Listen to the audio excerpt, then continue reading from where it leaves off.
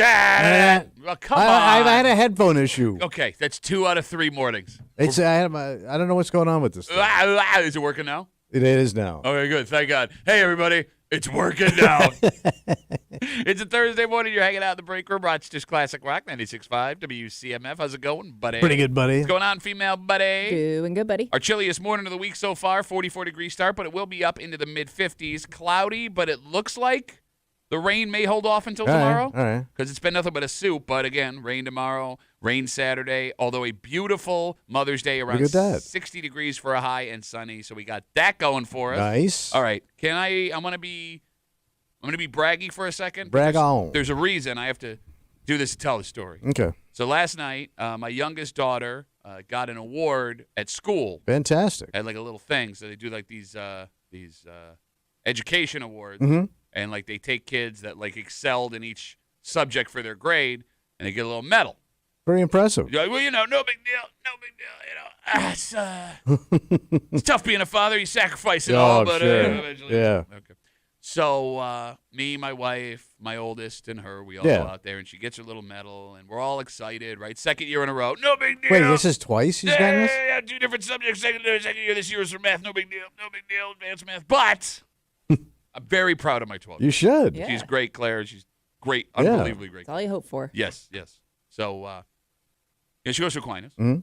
and I went to Aquinas. Yeah. And a lot of the teachers that I had are still there. Yeah. And then there are some folks I went to school with who are now teachers there. Mm. So, like, I know a lot of folks. Yeah.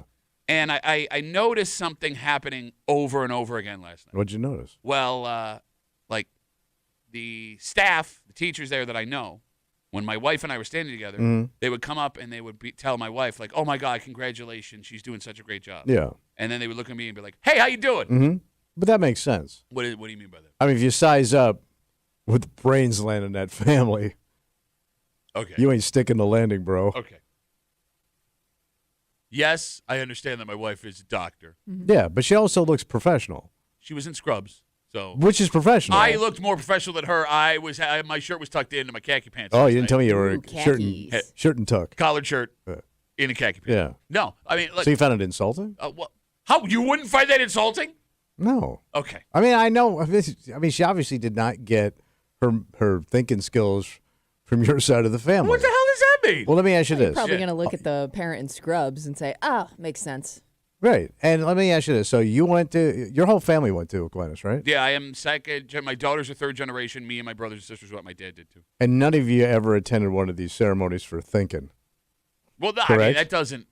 It doesn't. Maybe they didn't have it. I don't know. If None of they you were You mathletes. didn't even know whether or not they had I'm it. not. Right. I'm not entirely So sure. you weren't even invited to one of these things till you brought a daughter that had the skills. No, so. I was not. No. Yeah. No. So I mean, why would you be insulted? Okay, here's the thing. What? Yes. My daughters probably get their intelligence Probably from their mother. Well, Whoa. there's different kinds of intelligence. Yeah. There's all kind of smarts out there. You know what I'm saying? An elephant. You ain't got them. You put an elephant and a gorilla in a forest and have a tree climbing contest. Gorilla's going to win. Doesn't mean the elephant's not as good as a gorilla. I'm just saying. All right. No, yes, obviously my kids are smart because of my boy. Yeah. Obviously, right? But you don't have to say it to my face. Well, I mean, they did say hello. No, I'm just saying, like, every single time. They I'd were be like, cordial. My wife, congratulations. We're so proud of her. Yeah. She's so great. Hi, Pat. Hello. Like, you wouldn't do that with any other thing about a kid. Like, if you had one parent that was attractive and one parent that was ugly and the kid was good looking, you wouldn't go up to the good looking parent and go, oh, your kid is beautiful. Hey, where's your paper bag, ugly face, stupid? Like, well, you wouldn't do that. There's no other thing your kid could have where it is openly acceptable to be like, your child is so smart because of you. You are the dumbest person I've ever met. And I get that these people at Aquinas know I'm dumb. You've known me since I was a teenager, fine. But can we at least pretend? I had to drive her to school sometimes, too. Okay, all right. You know what I'm saying? So you want like fake credit? He wants the effort grade. Yeah. Like A for effort. Yeah. But you would also know it's hollow. Like if somebody did say, You can give somebody credit for the effort they put in. well, that's even more insulting. No. I think that's what he wants. Hey, you made some effort. Yeah. You were there. All you do is part of it's just showing up. It is, you being present. Yeah, you can't win the race if you don't get out of bed and get to the starting line. So true. Just saying, I got a whole bunch of more sayings with gorillas and elephants and starting lines and races and stuff. No, I mean you would be insulted too. Yeah, but I get insulted all the time. Yeah, and This you room. you become a bitch like I immediately. don't know if he would be insulted or if he would insult. He turns things around when he doesn't get the things that deep down inside he wants. Mm-hmm. He calls them stupid. Oh. You know? Yeah, Yes. I do have that skill Yeah. set. Yeah, yes. you do. Like, all right, so Kimmy, if I were to ask you between your parents, the smarter of the two, who was the smarter parent? Oh, that's not good. Oh, I could answer that. Who was it? It's her mother. Her dad's a scientist. My dad no, he's was not. really, really He worked good. in a lab. We don't know what he did in that lab. You have to Okay. he was in a clean room. That's a scientist. My dad was really, really good at math, but couldn't spell the word 90 if you paid him $1 million. Okay. So, for the amount of times he's had to ask my mom questions about things, I'm going to say my mom. Okay. But that's just it. Like, and that's kind of you kind of make my point here, right? Mm-hmm. Like, my wife is a brilliant scientist, mathematician, science, like nails all of it, and she's good at everything, right? But like, I'm pretty good at history. Yes, you are. Sometimes, shut up. Yes, even though you she are. got a math award. I'm just saying, I think it's only fair that you look at both parents equally and go, somebody contributed something equally to the child. That's why they're in the position they're in. So I always look at it like somebody just got like that gene jumped onto that kid. You know what I mean? And made your life a lot easier. Because I'm sure like raising Claire because she's such a good student, your life's pretty easy with that child. She's smarter than But I I mean, am. like she's a turnkey kid. Oh no, she works hard and she's naturally she- smart. You don't But have any. there are times when like that intelligence though can also a little bit later on like get the best of you. You know what I mean? When she's too smart for the room. Oh no, it's already happening. I'm Yeah. witnessing it happening. Like there's times where I have to be like, you gotta stay sharp as a parent if you have a smart kid. yeah, I can't be like I can't openly say like, hey, pull it back, Brainiac. All right, like Well, you don't want to do that. Well, though. sometimes look, you know. Let her take over, man. I'm not. What is take over? What is Whatever that? she, let her go. Okay. I mean, if you've got a smart kid, I'm just sitting back and go nail it, man. You're gonna make my life easier. And when I'm old, man, you might throw me a couple of dollars. Well, no, that's I would That's a say rocking having a chair. smart kid means it's hands off. I mean, there's still Yeah, I understand that, but I certain ain't. things you have to navigate. Go for it. There's also something else happening in What? my house. Again, my youngest got an award for math last night Yeah. at school. Very proud of her. And while we were there, everybody, I went to school there. They know me. Would go to my wife and say, "Oh my God, we're so proud of her." She's and then they come to me and be like, "Hello." My oldest, Yeah. my 14-year-old was there too. And like, I don't want to make it sound. My 14-year-old also gets good grades, and she's very smart. Yeah. But she's not. She didn't get an award. And like, All right. I was never in a position where any of my siblings like Right. excelled at anything either. We were all pretty Below base. average. Yeah, You no, were low-enders. Base. I would go with base. No, but I mean, your family was low end. We were not low end. I mean, compared to most of the people at that school, no, y'all was low. No, there's a every school has Pants didn't fit. Knockoff shoe.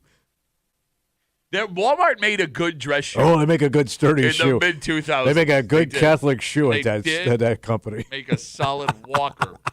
Like I was conscious What? of. I felt bad for my oldest because like she gets good grades. She tries Yeah. really hard. She's a good kid. Yeah. But like like all of the attention is on her sister. Right. You know what I mean? But that shifts, right? It goes back and forth with things in the house, right? Yeah, but like here's the thing too. Like it's even with everything else, right? Like she's got hockey. My Yeah. youngest has tennis and like ballroom dance, right? Like my oldest has her friends. My youngest has her Yeah. friends. Da, da, da. Like there wasn't like one more thing where it evens out. And I guess it's like Kimmy, like Easter basket syndrome, where you want to make sure that everything is equal all the way Yeah. down the line for Yeah. both kids. And I'm like, I didn't know what to say, so like I went to I went to give her a hug and be like, my oldest, like, I'm so proud of you. And she's like, don't talk to me. She's 14. So I'm like, Yeah. okay, that happened in front of a lot of parents. Oh. That also didn't look good. Like, okay, Yeah. great. Man. Dumb and your kid hates you. I'm nailing it tonight. This is fantastic.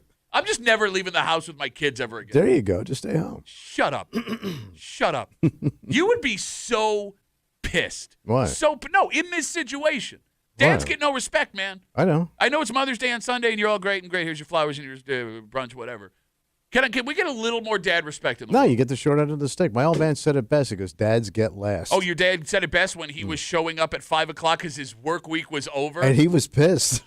He was still pissed. His wife made him every single meal. He had absolutely no responsibility. My father and he took never all the credit. My father never made a bed, tucked in a bed. My mother would go, when my father was sitting, he would go, Edith, I'm ready for bed.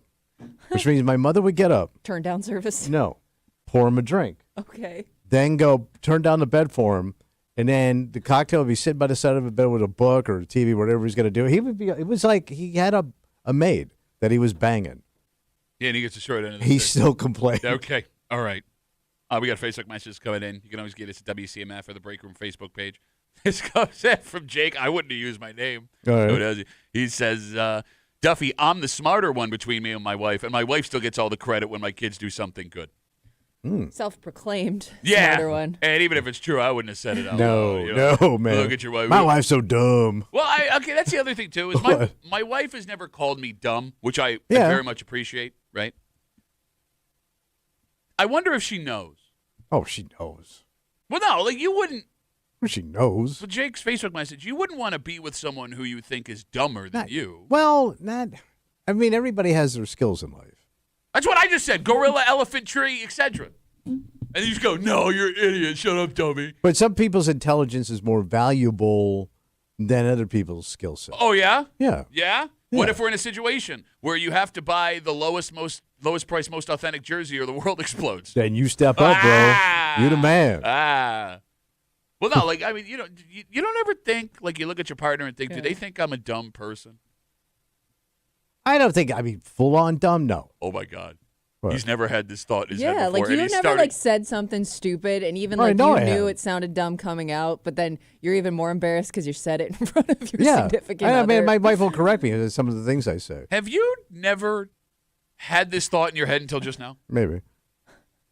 You're saying all the things you said to me. Yeah.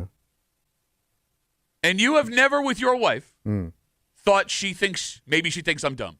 Oh, yeah. I mean, I'm saying, but I mean, like, she'll point it out. Like, she'll correct me. Which is saying, hey, man, you should know this at your age. Well, no, I mean.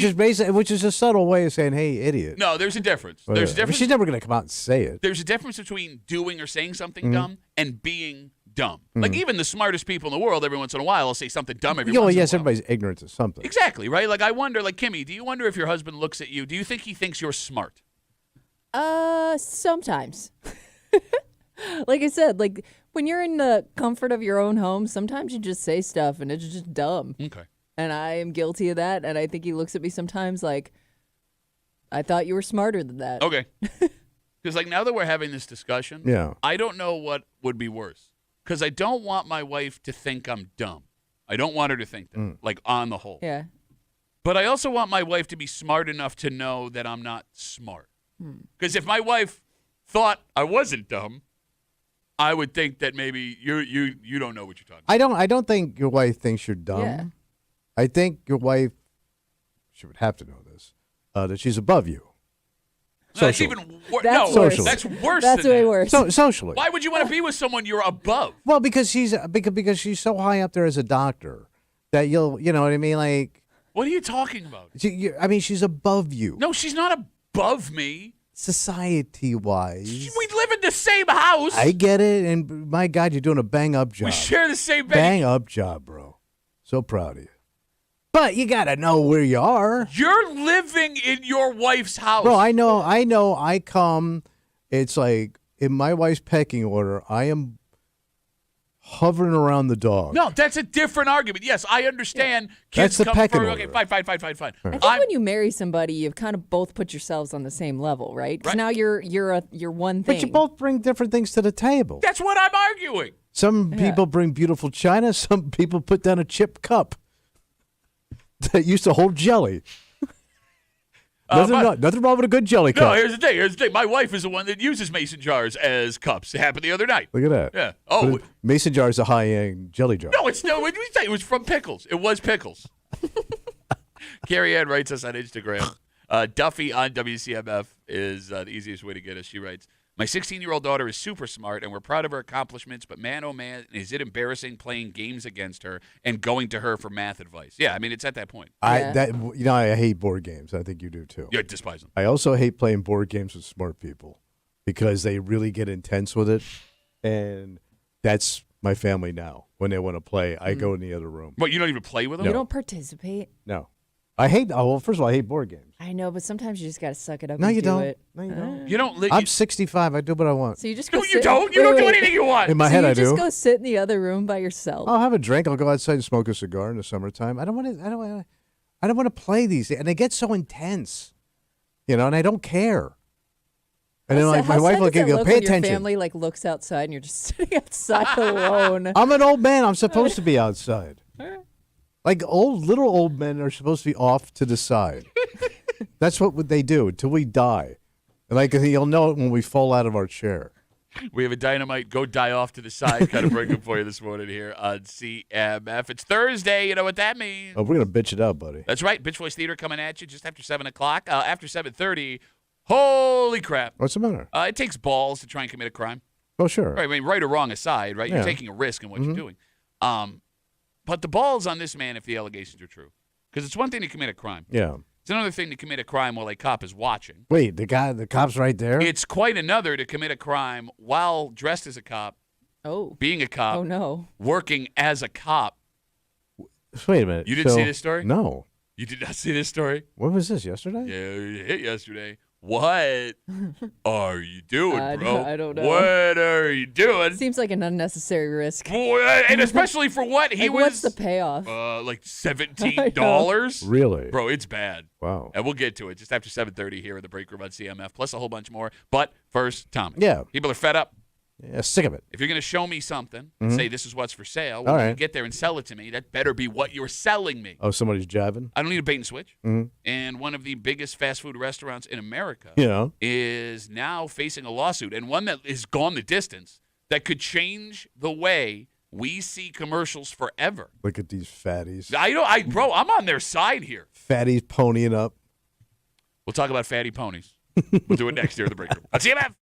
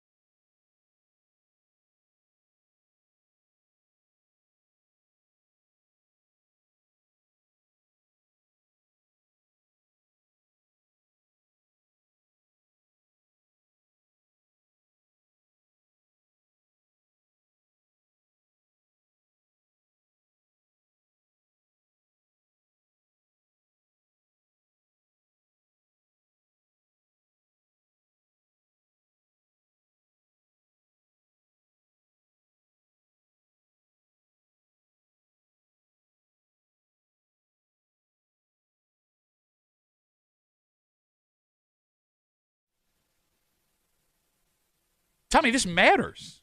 What matters? If you're going to show me something, you Okay. better sell me that thing. And Yeah. I know what you're thinking. That's not the case here. That's how business be. No, but see, that's just it. Oh, yeah. It don't have to be that way. In fact, it shouldn't be that way. And because of that, this business Yeah. should pay. Look at this. You're hanging out in the break room, Rochester's Classic Rock 96.5. WCMF, just after 6:45 this morning, you have another option to fly if you are taking off from the Greater Rochester International Airport. Oh, another bird's coming to town? And that's just it. It seems now we are known here in Rochester for one specific thing, because there are airlines you recognize. Now there are just as many you may not. Yeah. And we'll get to it just after 6:45 here in the break room on CMF. Burger King is currently facing a class action lawsuit. What's the matter? So the lawsuit was filed by 19 different people in 13 different states. And these people claim that Burger King is involved in deceptive sales and advertising practices. What was the deception? They advertise their burgers as being bigger compared to their competitors, when in fact, they are not. Damn it. They say the commercials show oversized meat patties, ingredients that flow over the bun, when in reality that is not the case. Well, sometimes Not they do. True to size. The lawsuit says that Burger King commercials make the burger appear 35% bigger than it is in reality. Wait a minute. Doesn't every burger chain do that? And To an extent, yeah. shows that the burgers have double the meat than they actually do. In fact, you bring that up, Wendy's also is in the middle of a class action lawsuit alleging the same thing. Okay. So this lawsuit actually has legs. Burger King has tried to have it dismissed several times, and it's failed. All right, so Yeah. it's a class action lawsuit, which means they'll have to pay a penalty, correct? Yes. To who? It would be the people involved in Yeah, this I and would probably guess. everybody that has bought a burger. I think what is happening here, Here's 10 cents. it's not to get the money. Because, you're right. At the end, it's $1, Yeah. $2 per person. The reason for this Yeah. would be to get Burger King and the rest of the fast food restaurants to stop advertising the way that they do. Oh, really? You don't see a problem with Be what they more do? This is how honest. advertising works in general. Okay. It'd be like, all right, so let's say I see an ad for some fantastic all-inclusive vacation in the Bahamas. Yeah. And they show me all these beautiful people walking around. Mm-hmm. And then I book based on this luxury thing, and I get there, and it's me and Ryan coming out of the pool itching our fat asses and half drunk puking in the bushes. First of all, That's false advertising. We're all these beautiful people and all this luxury. Okay, but you're not going for the. But they're advertising the beach. They're showing me an advertising the illusion of pools. something that's But there. are you that getting ain't. though what you see in the picture? No, or in I'm the not. video? Well, you're not getting the people. right. But they're not advertising the people. They're selling me the image of the people enjoying this thing. No, you're just I know, you're- attracted to the chick in the commercial. But They're not so saying I'm the come- burger in that commercial. Oh, my God. That's my point. So when I get there, hey, this doesn't look like what I paid for. Here's why you're wrong. And two things. Two things. First of all, Ryan has way better breasts than you give him credit for, so let's not say He is succulent. Okay. The second point, it is not out of the question. There is a chance, Yeah. based on just who books, that you could go to this resort and there could be nothing but beautiful people. That could happen. You could, but let's say it didn't. That- but I'm saying but that they're could not happen. But advertising that the burger could also customers. land on the counter. It will way not. away. They're not going to give you a burger that is 35% bigger than they normally serve on a daily basis. And you would have to prove that thing is 35%. So it sounds like they got people, like scientists, to go through these commercials and compare them to the burgers that are sold. Again, this is the greatest country on the planet. That these are our problems. I don't The disagree. burger doesn't look like the one in the picture. I don't disagree with you that there are bigger problems. That being said, I don't think this is as silly as you think it is. Sounds ridiculous. It is very strange that, one, you are so blasé about this, but more importantly, What? 252 WCMF, 252-9263, that these companies for the last 50 years have been allowed to advertise like this. Because I understand, you're right. We all get that we all understand we're getting different food than what we see. Right. But, like, very few other businesses can operate that way. Like, we couldn't run a promo that said this show is funny and smart and you're going to enjoy it. And put different people on the cover. That's deceptive advertising. But it's Ooh, face. Checkmate, bitch. so they're saying that the burger that they sell you, that they're showing you, Yeah. is a completely different burger than what you're actually going to I get. mean, it is. Like, look at the commercial and go Yeah. buy any fast food burger. And it still tastes good and whatever, but it's not the same. There's no way they're going to win this. It looks like, I mean, it's been. I thought people have with other chains, I think, to an extent, they've come out on top. That I'm not sure about. I do Right. know that Burger King has tried to get this dismissed several times, and it's made it all the way to federal court, and Wendy's is facing one similar right now. So there's Yeah. a chance that they win this lawsuit, and it's They'll going straighten to. these burger guys out. They have a valid bitch. You don't eat fast food. That's the problem. Oh, but I did. I was a big fast food fat boy. Okay, and you're going to tell me when you were a big old fast food fat boy. $1.85 at 5'5". That is insane. When you got there, Yeah. There weren't times where you're like, "This, well, you kidding me? Like my fries are half full, the burger's like falling Yeah. off." I gotta think. I can't remember a time where I was shocked at what was in the bag. You, Are you in shock what's in the bag? There have been times I've gotten the bag and it's like, you got to be kidding me right now. You got to be kidding Like how the size of it? Yeah. Yeah. No, like, it's man, a I was- little just meh. Like it looks. It just isn't. It doesn't look appetizing. Well, I'm trying Still to say, gonna like, eat it, but I went to McDonald's. My big thing was the Big Mac fries. Yeah. I can't remember a time when the Big Mac didn't look like the Big Mac. No, I it mean, wasn't like smushed. Yeah. and, Well, like- yeah, I kind mean, of it looked sideways, like disheveled. lettuce is falling off the side. Yeah, it looked like, disheveled. Just throwing stuff Yeah. on it. Okay. Oh, absolutely. It's not what you sold me. God damn it. You're right. But if like this works out to the point where they have to improve it a little bit, wouldn't you be for that? Oh, hell yeah. Well, one of two things Let's happen. make it straight these bastards out. One of two things happen. And I'm with you. I'm not going to file a lawsuit either. I don't like your pickle placement. That is also a legitimate bitch. Pickle placement? If all three pickles are on one side of the sandwich, Yeah. right? If I bite in and I get no pickle, then I'm overwhelmed with pickles at the end of the sandwich. That's a problem for me. Is that not a problem? Wait, you're into pickles? I love pickles. Like dill pickle? Yeah. What'd you tell me, bro? Why is that? You're looking at Dr. Clausen over here, man. I just opened up a little pickle kiosk. Where's that? Getting deep into the pickle game. Where's this kiosk? It's located in the men's room. Well, what's the name of the kiosk called? It's called Uncle Tommy's Old Time Pickle Placement, from a pickle to your mouth sauce. 252 WCMF. Burger King is facing a federal class action lawsuit. 19 people in 13 different states. They are suing, saying that their advertising is deceptive, that the commercials show oversized meat patties and ingredients flowing over the bun when you don't get that. And apparently they have figured out a way to determine the Burger King commercials make the burgers appear 35% bigger than they are in reality and shows the burgers have double the meat than they actually do. Okay, and here's the thing. What's up? If we're talking Whopper, Big Mac, you're right. You know what that looks like. Where these deceptive advertising practices Where they get you. really screw us is if you go, Kimmy, to a fast food place that debuts a new item. Yeah. And You've never seen it before. I don't know if this commercial is showing me actually what I'm getting, because there are times where the commercial will look like what the food Yeah. is, and you go, Yeah. awesome. Right. And there's other times where you'll watch the commercial, like for a new Taco Bell item, and you're like, ooh, that looks great, and you'll get it, and you'll be like, what? I don't want this. This sucks. It's like Alright. child size. Yes, but you got my $3. Yeah. God damn it. No, but I'm saying, like, if they get $3 from a million people, that's $3 million in theft, buddy. You're doing pretty good. Let me ask you this though: if let's say this all goes through and they have to actually put what it actually looks like, size-wise, everything, like be as honest as possible in the pictures. Yeah. Would it stop you from ordering anything? So that's a good Would question. it change the way you eat fast food? Well, you're assuming that's what happens, because another thing could happen here. What's that? That instead of changing the advertising, because these companies know how important the advertising is, you Yeah. don't want Oh, to change yeah. what the burgers look like, Kimmy. Instead, they now have to sell what they are advertising. Okay. So like I know like there's these companies, and I think they're in Hollywood, that they What a dad statement. I don't know if you've heard about these These companies out in Hollywood Hollywood. companies. These But they- Hollywood companies. They're staying in America now. but they stage food Yes, like yeah. for these Yeah. like before they shoot, but they spray them with stuff. Well, a lot like, of it's not even like ice creams, like butter. Yeah. You know Right. what I mean? It's not even the actual Oh, product. that's deceptive. Why isn't that on the plate? No, but that's just it. If this You're showing me butter, if they win this lawsuit, these other companies are going to have to change, or else they will be as susceptible to these lawsuits. but they too. couldn't even photograph it that way, right? So you would have to have it completely photographed as it actually looked. Yeah. You know who, That's called advertising. No, that's just called No. crappy ass ad. No, I want to be sold something that's I not wanna be real. dazzled a I wanna little bit. Dazzle me and then sell me something that's not what I'm Yes, getting. Idiot. What that's an idiot. that's the deal. You a sucker. Sucker. Well, that's it. We're all suckers. Sucking down butter, sucker. you know who really nailed the advertising? Who's that? Friendlies.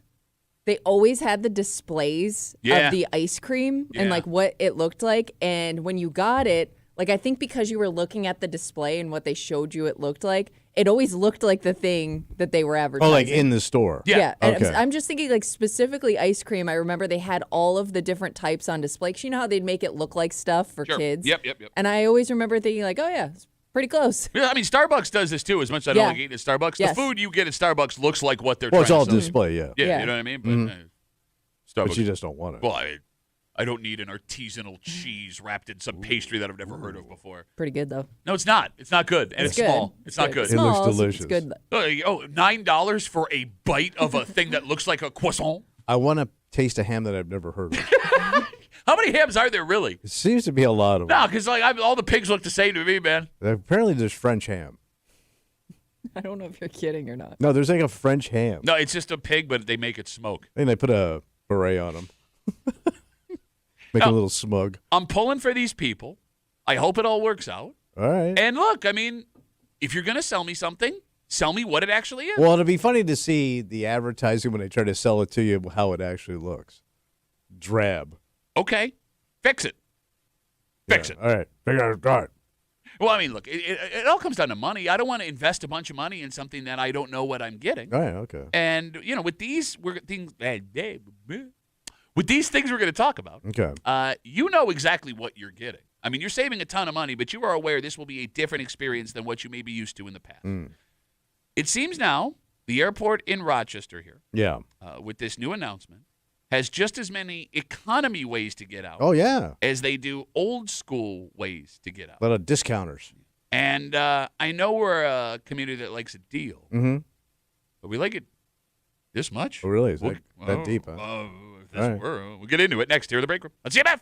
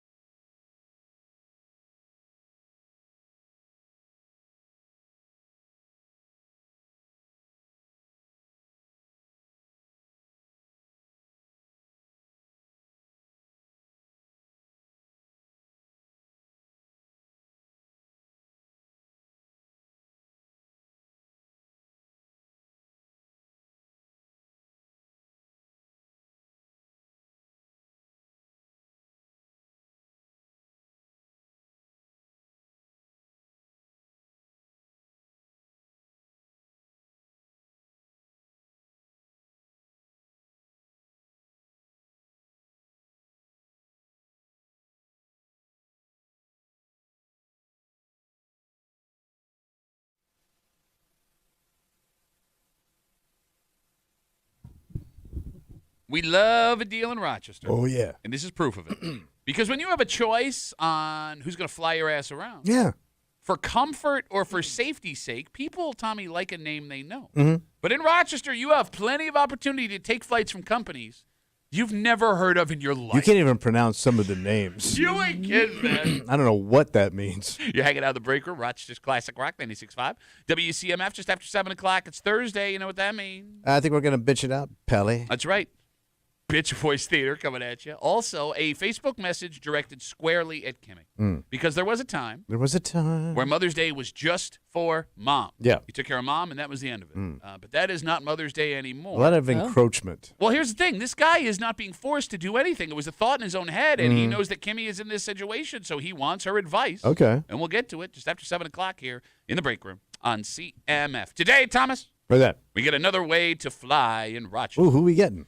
Breeze Airlines All right. announced they'll soon be offering Rochester to Tampa and Rochester to Myrtle Beach direct flights. Nice. Non-stop, baby. Mm-hmm. That's on top of trips to Charleston or Raleigh-Durham. They offer also one stop to New Orleans and Orlando. All right. Some fun places to go. Yep, that'll all begin this week. So if you want to go to these places, Yeah. Breeze Airlines will take you there. Have either of you ever heard of Breeze Airlines? I have not. Okay. No. No. Would either of you be interested in taking a flight on Breeze Airlines? I mean, if it was super cheap and I had to get to Tampa, which I don't want to. Okay. Yeah, why wouldn't you? Okay. You wouldn't? Well, you don't like to fly. I don't like to fly, but let's put that aside. The phone number is 252-WCMF, 252-9263. The Frederick Douglass International Airport and Awning Emporium offers you plenty of airlines that you know and love. They'll give you American, they'll give you Delta, you got JetBlue, you got United, the big boys. Yeah. But if economy is more your speed, But it's also the nonstop. Yeah. Yeah, Like, the direct. no, because that's where you get the chef flying out of here. You get stuck someplace, you miss your flight, and then you're screwed. You're Taking right. more risks, the You're more right. stops you have. If you can get out early in the morning, be in Tampa in 2 hours. okay, That's awesome. but you would have to fly Allegiant, Avelo, Yeah. Breeze, Spirit, and then there's Southwest, which Press is your like, luck. Don't forget about press your luck. press your luck. Kimmy doesn't get that. But no, I mean, I would take that, especially if it's cheap. Okay, you lie. You're too fancy now. You cannot handle economy flight. You're looking at a anymore. guy that flew Piedmont in its heyday. I don't even know what that is. Okay, it was the only airline to hit a deer. It was the only airline to experience shrubbery. Bro, how old were you when you flew Piedmont? I was a kid. Okay, yeah, there you go. I was going to live forever, man. You think you are too good. I was going to be on Johnny Carson one day. Fly Piedmont to California. No, but I mean, like, I tell you, man, that nonstop is so. I like my stepson, lives in Chicago, and when they fly, they just get on a plane and they go to the place they want to go to. I get it. Like this hip hop, jump over here, go over there to get to some place when you fly out of here. It sucks. Okay, no, I understand. But the fact of the matter is, you can sit here and say all you want about how you'd like to take an economy airline. You won't do it. I will say I Because did you don't do it. I will say I did get spoiled with JetBlue and United. I love those two airlines. Like, you fly. There's Yeah. you go to Chicago back here, you go see your brother. We take United all the time, and it's awesome. Exactly. So you don't fly Allegiant, Avelo, Breeze, or Spirit. So don't sit here and be like, oh, I would absolutely take an economy airline. Do they have that tracksuit? 252 WCMF, 252-9263. Are most people now comfortable flying an airline they've never heard of before? Kimmy, are you? I mean, we did it for our honeymoon. Just because it was the only direct flight to Jamaica. To hell? We went. We drove up to Hamilton, Ontario. Man, you didn't get to Toronto? Nothing No, this says, was way easier. Nothing says start to a great marriage like an economy flight out of Hamilton, Ontario, Flying Canada. they right next have- to a coal pit. So they have all these direct flights to Oh. like the Caribbean. That's a good tip, though. So yeah, it was like all vacation destinations, and it was an airline we had never heard of. Nonstop? Yep, it was. But you had to walk to the plane. Yeah, they didn't have like Run, the it's your choice. Jetway. the jetway, and It was like the fall of Saigon. You're running towards this plane with the ladder. Now, come on, man, you can do it. It was a tiny little airport full of airlines I had never heard of. Wow. All right, But we did, and we're like, I think for me, it's more about convenience than anything, Okay. even more than price. Like, it helps if it's cheaper, but if I can get there by a certain time, or if I am able to leave at a certain time, like, that's what I'm looking for more than anything. Okay, so when it comes to flying an airline Yeah. that you've never heard of before, an economy airline, which, again, Rochester has an abundance of, there are Yeah. two things that'll pop out in people's heads. What's that? Safety's number one. Yeah, sure. Right? But there is, legitimately, statistically, nothing that suggests low-cost air flyers are any less safe than the big boys are. Still makes people nervous. Oh, yeah. But if you're going to go by numbers, you shouldn't be. The big thing is comfort. Oh, yeah? And that's where things start to get dicey. Well, it's hard for a guy like you because you're a big boy. It's hard, yes, but it's hard for most people. Because you have never flown you haven't flown economy in 30 years, 40 years, you don't understand how bad it's gotten. What do you mean? I fly economy. No, I mean like economy Like in airline. terms Oh, of- yeah. Oh, yeah, right. Let's use Spirit Airlines Okay. as an example. And it's probably the most well-known, Kimmy, of the discount brands. Probably the one with the most, like the reputation, I guess, that you've actually heard of. Exactly. Yeah.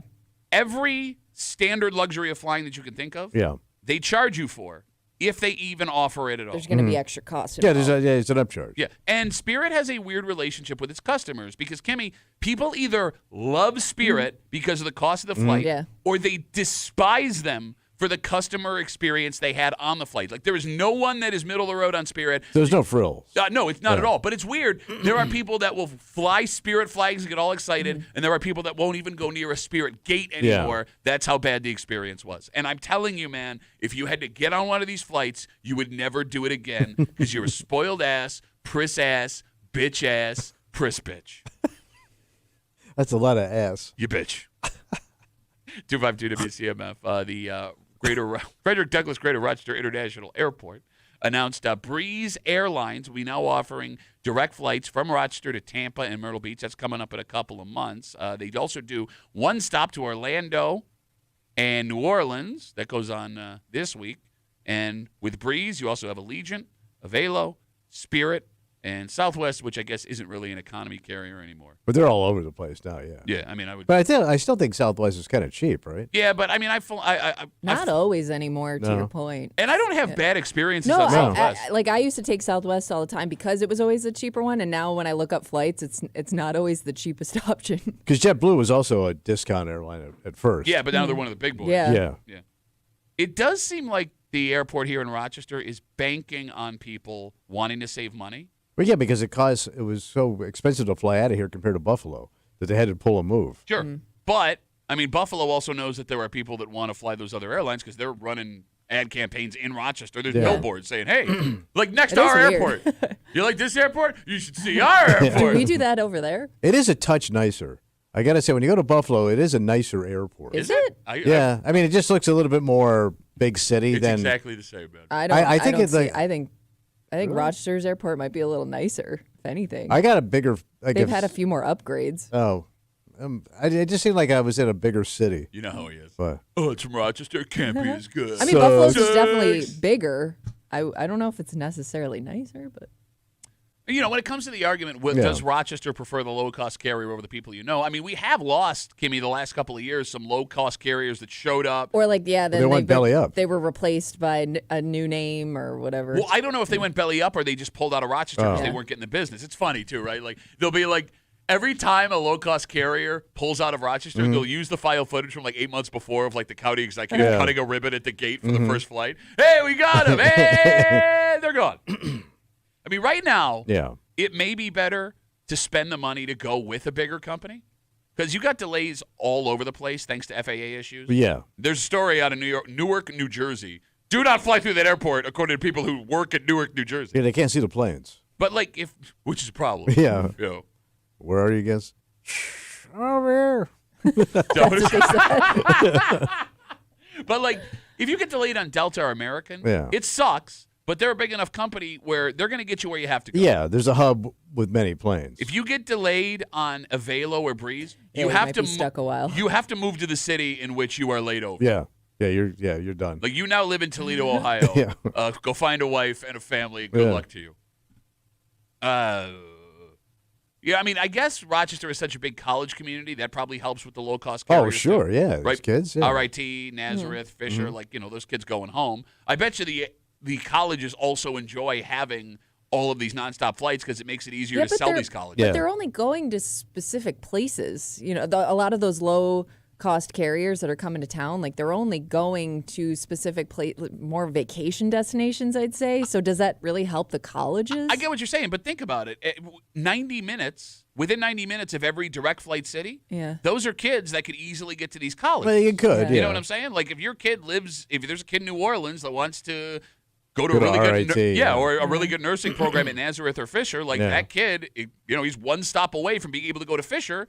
You get what I'm saying? Yeah. I guess. I mean, think about what a pain in the ass it was for you to drive back and forth to Morgantown every time you went to West Virginia. Yeah, but I mean, I guess I just don't see a lot of that being convenient for college kids. I had a buddy whose daughter went to it starts with an S, the Fighting Dolphins down in Florida, Stafford. I don't know what it was. All right. Yeah. But part of the reason she chose that school was because there was an airline that offered Well, I direct get flights back and forth. if kids from here going to those places for school, I don't get like the opposite. No, Going down to Dome College. No, you're Florida's doing it. thinking. What? It's Rochester can't be as good. Florida's so much better than college. Well, I don't know. What percentage of kids from Florida are coming to school here? I don't know. It's a good question. I mean, there are kids that do it. Yeah. Smart kids. I see kids walking with cut-off jean shorts and no shirts on down the street in Henrietta all the time. I assume those are college kids that are coming from Florida. Could have been, yeah. We got Facebook messages coming in. You can always get us at WCMF or the Break Room Facebook page. Bob writes, I am forced to fly to go see my parents, these cheaper airlines, but I hate it. If I had the money, I would fly every other one. Southwest is still okay, but the ones you mentioned, except for Breeze, which I haven't flown. He must be from Florida, too. Yeah. I've all had bad experiences with. But I mean, because you're not getting pampered. I mean, but you kind of know that going in. It's just a. But what flight if do you're you get pampered on anymore? I mean, even with the bigger airlines, you're not necessarily getting pampered. It's way less. I mean, they keep cutting things compared to when you flew decades ago. But so, what are your expectations that they're not meeting? I'd love to know what that bad. Unless the flight itself was rough. Yeah. I mean, what did you think? No, but I mean, Kimmy makes a great point here, right? Like the expectations for the average flyer now are so low. Right. Yeah. So I want to know what he says is bad. Well, I mean, look, we know that some of these airlines, you have to pay for any bag you bring on. Yeah, that's pretty standard now. You have to pay for any snacks, any drinks, right? Yeah, they offered those package deals. Yeah, there's no Wi-Fi or anything like that. The leg room on some of these budget carriers are way smaller than what you're used to on JetBlue or United or American. Yeah. But you They walk off a blood clot. all of those things alone don't sound terrible. Yeah. You jam them all in one experience. That's a nightmare. All right. That is a nightmare. The guy, the stewardess, they're wearing cut-off sleeve shirts. They cut the sleeves off themselves. It's their uniform. All right, it's Thursday. You know what that means. We already started bitching, it sounds like. That's right. Bitch Voice Theater coming at you in just a second. And it's Mother's Day on Sunday. Yeah. Mother's Day used to be for mom. Yeah. It was for mom, and it was mom. Who grabbed it? Well, that's just it. It's not even about a grab because this guy is not being forced to do anything. Yeah. In fact, it's something that he has noticed and thought, oh, wait a minute, should I be doing this? And this Facebook message is directed squarely at Kimmy because he knows that Kimmy is much like his girlfriend. Yes, Okay. girlfriend. And he wants to know, even though she is not a mom in a traditional sense, if he needs to do something for her on Sunday. Wait, if you're not a mom in a traditional sense, then what kind of mom are you? Well, we'll find out. What kind of mother are you? We'll do it next here in the break room on CMF.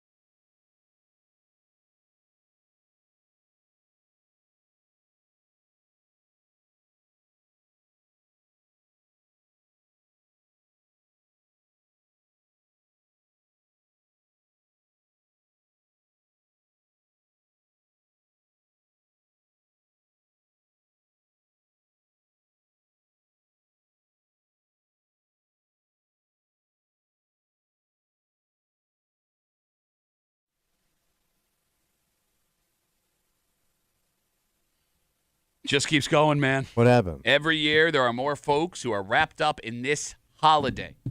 And one person in this room could determine if a bunch of women who do not have kids will be getting something, and if a bunch of men who are not fathers will be responsible for getting their partners Mother's Day gifts. How does that work, man? Like future possible Mother's Day? Maybe you'll be a mother one day. What is that? You're hanging out in the break room. Rochester's Classic Rock, 96.5 WCMF. We'll get to that in just a second. Yeah. But it is Thursday. If you want to hurt someone in this room, you can't call them short or stupid. No, why would you do that? Or say you look like one of the contestants from the Hunger Games in that tracksuit today. It's just like a bland gray up and down. Like it's like he's one wacky hairstyle away. It's charcoal. It is every dystopian novel you read in high school, like what they thought we were going to dress like. You got to really hurt someone. Something along the lines of bad Duffy. I don't want to fly in your scary little airline because I'm a scared little jittery flyboy. I'm just a big wide-bodied bitch. Yeah, I'm fine with that. Yeah, I got it. We take all your bitch voices. We run it back for you. We call it Bitch Voice Theater. It happens now on CMF. And now, Bitch Voice Theater, featuring Thomas Muley, accompanied by Patrick Duffy. Oh, that's not true. No, it is, because you always make fun of my little outfits. Tommy's got little pockets. Tommy's little bitch pockets. He doesn't have any money all the time. Lives in his wife's house. Doesn't make any money. Hasn't had a raise in 30 years. Sorry, I got things to say, but I won't say them because I act like I'm a tough guy who buys my own hats, but I won't say nothing because I'm a scared-ass hat-wearing little Well, I bitch. don't want that hat knocked off my head. Bad Duffy, I want to just crap up my whole yard because I'm a real American. Because I got a bunch of real American crap in my yard. It doesn't work anymore because I'm a junkyard bitch. This specific instance, we were fishing the Gulf Stream down in Key West. Well, that's a little different. Ooh! Bad Duffy, I'm going to go work out, but I'm not going to help you at all. But I'm going to tell you how many miles I ran today or how my kettlebells do it, but I'm not going to help you move because I'm a non-moving little bitch. Because my Netflix is like $17 almost. Well, it's that Ooh! Hey, I got it. No big deal. I'll call you a sissy-ass bitch. Shut it! I can't hit a ball straight, and I can't use my hands, and my short game sucks, and he might as well wear a dress in the course next week because he's a bitch-ass knockoff, a little-ass bitch. And that was Bitch Voice Theater on WCMF. Do not forget, gentlemen, What's that? Mother's Day is Sunday. Oh, yeah. Write it down. And Mother's Day, Tommy, has become a holiday that has blown past your traditional mom. Oh, yeah. And simply this man's question proves it. Because Jay writes us a Facebook message yesterday, and this is a Facebook message directed squarely at Kimmy. Yeah. And he writes, quote, Kimmy, I know you're a dog lover and that you and your husband don't have kids. True. The reason I am writing this to you, my girlfriend and I live together and share a dog that we love. My girlfriend babies her like a child. I have seen ads on my phone lately for Mother's Day gifts for dog moms. It didn't occur to me that I should get my girlfriend a Mother's Day gift as a dog mom, but now I'm worried that she may be expecting one or will be disappointed if she doesn't get one or a friend does. Kimmy, would it be weird to you if your husband got you a Mother's Day gift from him and your dog? And if I should do this, what do you spend on a Mother's Day gift from a dog? That's a real Facebook. So it'd be a fur mom, as they call themselves. Or dog mom. Yeah, either of those. Both work. Okay. This is a real Facebook message. Yeah, I got it. Yeah. All right, so before we have this discussion, Yeah. I understand there are extenuating circumstances that would make people think this is more appropriate. Yeah. Infertility issues are big Sure, right now. yeah, Kimmy, yeah. things like that. Totally understandable in a situation like that. But this is a boyfriend considering a Mother's Day gift for his dog mom girlfriend. Yeah. Kimmy, Yeah. should Jay get his girlfriend dog mom a Mother's Day gift? I'm going to say she's probably not expecting it.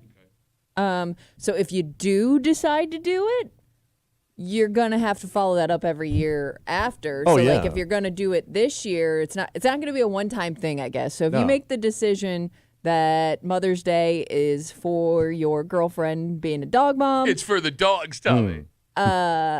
expect to do it as long as this relationship goes on for. Okay, so you and your husband do not have kids, No, we do not. but you have your dog that you love very much. Yes, we do. Even though you let him get out one time. And has your husband ever got you a Mother's Day gift from the dog? He has not. Oh, And I'm okay with that. Okay, but no, I because mean, then I would have to get him something on Father's Day for being a dog dad. you've So never it's- got him a dog dad Father's Day.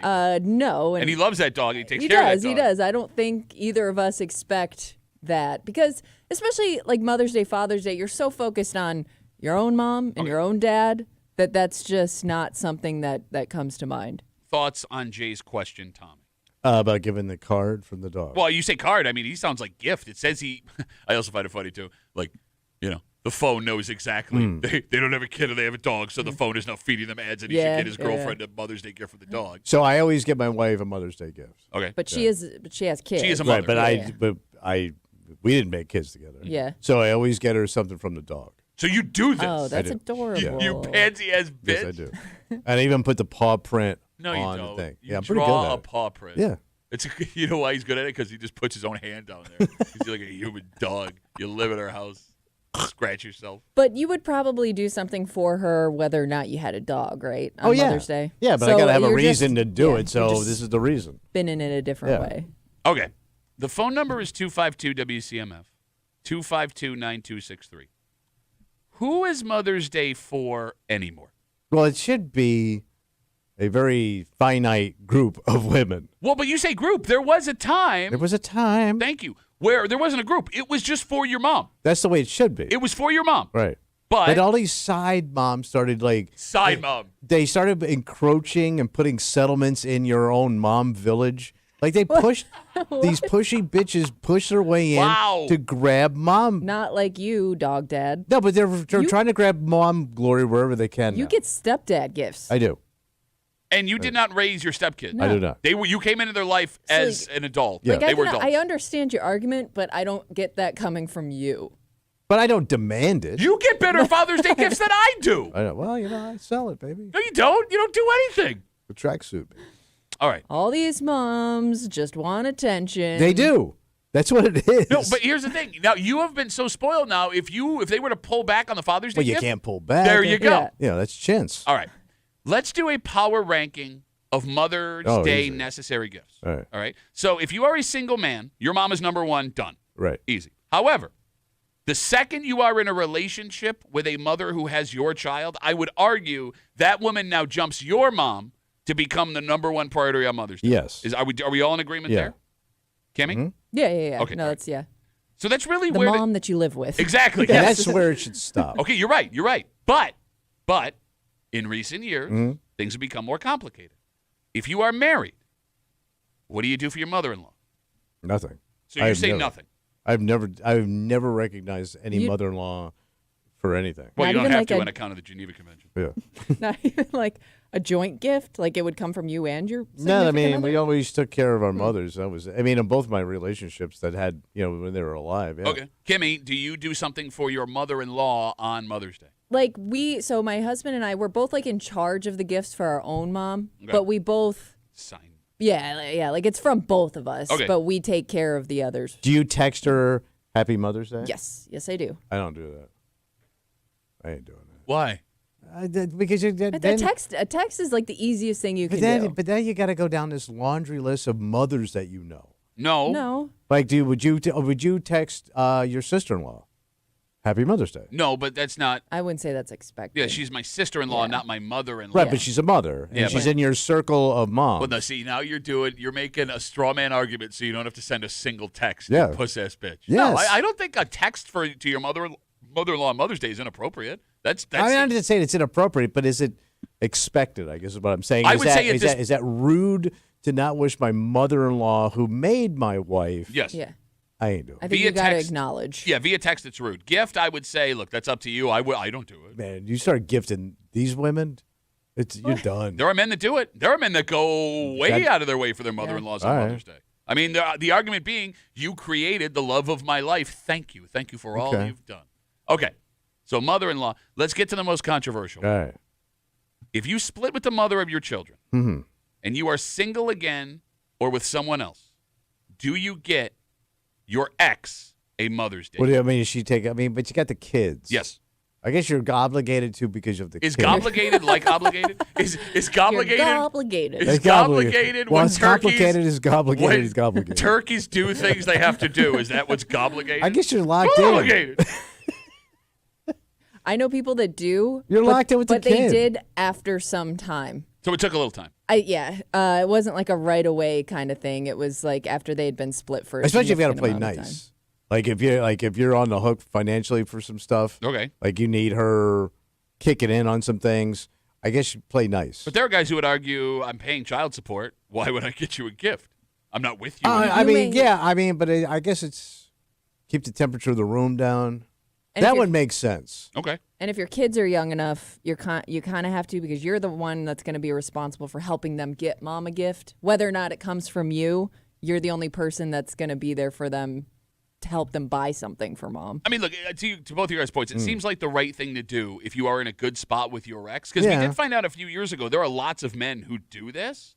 And it would go a long way for your kids seeing you do this. Right. I mean, the optics of the kid. Exactly. Too. You got to play nice. So here's what I'm finding interesting Right. here. 252 WCMF. We get a Facebook message from a guy named Jay. He's got a girlfriend. They have a dog together. Said he's been getting fed ads on social media. Get your girlfriend a dog Mother's Day gift. And asking Kimmy, who does not have kids but shares a dog with her husband, should he do this?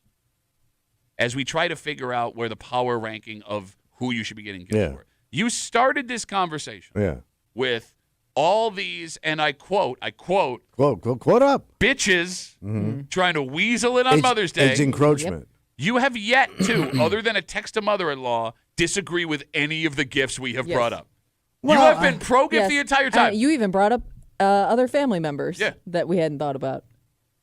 Like who? Sister-in-law. Like sister-in-laws. Yeah, I'm not giving a sister-in-law. Okay, no, nobody would think you should. Yeah. But like everyone else, your own mom, the woman you're married to, right? Mother-in-law, you said no. But ex that you share kids with. If you got kids, like But like, So then, wait, who encroached that you have a problem with? Well, like your sisters. Like I would never send my sister a Mother's Day. I don't think. No, I don't think so. I have done that before. You have? Yeah, I never wished my sister or my sister-in-laws that have kids nothing. So you did it one time, but you don't do it every year? So I've done it a couple. It just depends. Like Mother's Day changes. Kind of shoddy and spotty. Okay, you're gonna take shots at me when you've done nothing. But nothing. But I don't think you're obligated to wish your sister a happy Mother's Day. No, I'm not saying you're obligated. I just, I'm a good person, so I take it a step further. This year, like I told you, my wife just wants to be left alone on Mother's Day. Yeah. Yes. Okay. So my brother has Mother's Day brunch. I'm going to go there, and my sisters will be there, and my mom will be there. So because you're going to see them? Yes, and I'll also I get like non-expensive bottles of wine, and I give them to all of the moms. So you buy chintzy ass wine. Well, no, I didn't want to sound like a big shot. So you're not going to invest in anything real. It's a token of the gesture. cheap wine. No, but it is the gesture, right? It's the gobligation. Here's your wine with a kangaroo on it. Women love that kangaroo wine. Yeah, they do. By the way, is that not? That's so low end. It's better than nothing. You literally just said don't do it. I go, this is what I Here's your do. swill. Man, that is so low end. I thought it was a nice gesture. Man, you pull it up in your car, that's a fancy boy. We're rolling in here, man. And here's your cheap wine. I just want to make sure we're on the same page. You can either drink it or put it on the salad. A second ago, you said don't do a damn thing. Right. And I go, this is what I do, and now you're killing me for not doing enough. No, you want to step below not doing a damn thing. You want cheap. Like, you're not good enough for good stuff. I got my sister the Snoop Dogg wine a couple years ago. Snoop doesn't even drink that stuff. Sure he No, does. it's actually pretty good. Is it expensive? I just say It's not expensive. Okay. It's crap. No, it's actually, I do It's enjoy crap wine. You're You're paying for the guy's name. How much? Have you had it? What was it like when you had it? I didn't enjoy it. You didn't enjoy the Snoop Dogg one? I drink his whiskey. No, you don't, and he doesn't have whiskey. Yeah. Okay. Does it get complicated, though? Because you bring your sister stuff. Yeah. But you also have, your sister-in-law there who's also a mom. I bring everyone who's a mom. Everybody gets you cheap get wine. You get a wine. You It's get actually a wine. exactly what it looks He like. comes in with a case. No, I do. I come in with a big box at the, there's a liquor store around the corner from where my brother used to live. So I would pop in there on the way. They would give me the Then you have box. some extra Wait, in it's case not other even moms wrapped? show up. I was No. making a joke. No, it's not rap. Why would You I- hand out bare bottles of Do wine? you hear yourself right now? Like, you don't even put it in a gift bag? This is like... I wouldn't expect a dad to put it in a bag. You drop it in a bag, you hand it to somebody, says, My husband wouldn't. Bro, the wine gift bag. Give you a bottle. I would never hand somebody a bare bottle of wine unless we're christening a goddamn sub. A bare bottle. Bro, the wine gift bag is the biggest scam in American history because you know what it is. Bro, that's what it's a bottle of wine. That's the kind of wine you give to a slutty girlfriend. So I can't wait to see my brother's in-laws this weekend. No, I'm not calling them that. I'm saying I dated some slutty Southern girls, and that's what here's your bottle of wine, honey. Bro. Drink that down. I'm not going to spend an extra $4 per bottle of wine. I ain't going to buy a goddamn bag for $4 when I got paper bags at home. Bro, there's 10. I got to get like 10 bottles of wine. There's another $40 on something I don't even really have to do. You're such an idiot. You're so cheap. Shut up. All right. So, if we are keeping tabs here on the mom power rankings, all right, if you're a guy whose mother is still around, has kids with his ex, got remarried, and has kids with your new wife, you could be on the hook for a gift for your mom, your wife, your ex-wife, and your current mother-in-law. True. Is that too much? That's a lot. It's 4 gifts. That's a lot. I mean, who can you That's cut? like $13 of wine. Hey, what do you do for the other mothers in your life? They're all dead. No, they're not. Your stepdaughter you actually have a lot of is moms. a mother. Yes. And your stepson's wife is a mother. So what'd you get them? So I just text them. Oh. Yes. Oh. I don't believe you. Yeah, I I don't do. even think you do that. But let's say he does that. What gift bag do you put the text in? You call me low end. I only give my wife. These people get you Father's Day gifts. Yes. You were not involved in their life in any way. And you're going to come at me when you don't do jack, squat, gobligation. Well, I never had a cheap wine when I went. It wiped out. Some jerk came in and bought it all. Wiped out the whole bottom shelf of dusty bottles of wine. Take all the shots you want. I hope they hear this, and I hope they realize that you are doing Here's your crap. wine with scuffed up label on it. Message with a floor waxer was in it. Messages coming in on Instagram. Duffy on WCMF, the easiest way to get us on Instagram. Yeah. John writes us, what if your current wife has a problem with you giving a Mother's Day gift to your ex who takes obligation? You married a jealous woman. I mean, It's tough, though, if you have kids. but I would also understand a woman. Is that inappropriate for that woman to say, hey, this bothers me a little bit? Yeah, but if you have children with the other woman, she should be class enough to understand that. Nah, but keep her mouth shut. But here's the thing. There are also situations, and look, I've never been in this spot, so I don't know where I'm siding here. But sharing children with your ex could also make a woman you're married to or a husband feel like they're not in the priority they should be. But I mean, it's no surprise. I mean, you got into this marriage with knowing that this is my past. The history, Yeah, but you Not also, like I sprung it on him after the fact. but you also don't know how you'd feel about it until you're in that situation. I mean, those people should keep their feelings to themselves. Says man who just runs his mouth all day.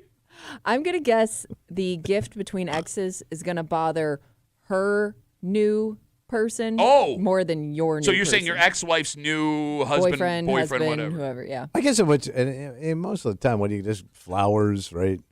Well, no, but I mean, think about it. If you're, let's say, you're, there was an ex involved in your situation, and he sent flowers to your wife on Mother's Day. And there's kids involved. Yeah, but that wouldn't twinge you a little bit? I don't think I'd make an issue out of it. And flowers too. Something you could never afford, bro. The high end. Oh my God, just roses for days. Does it have a bottle of wine with like French words on it? No, it's got Snoop Dogg on it. She's like, wow, this is actually really good. Also edible panties.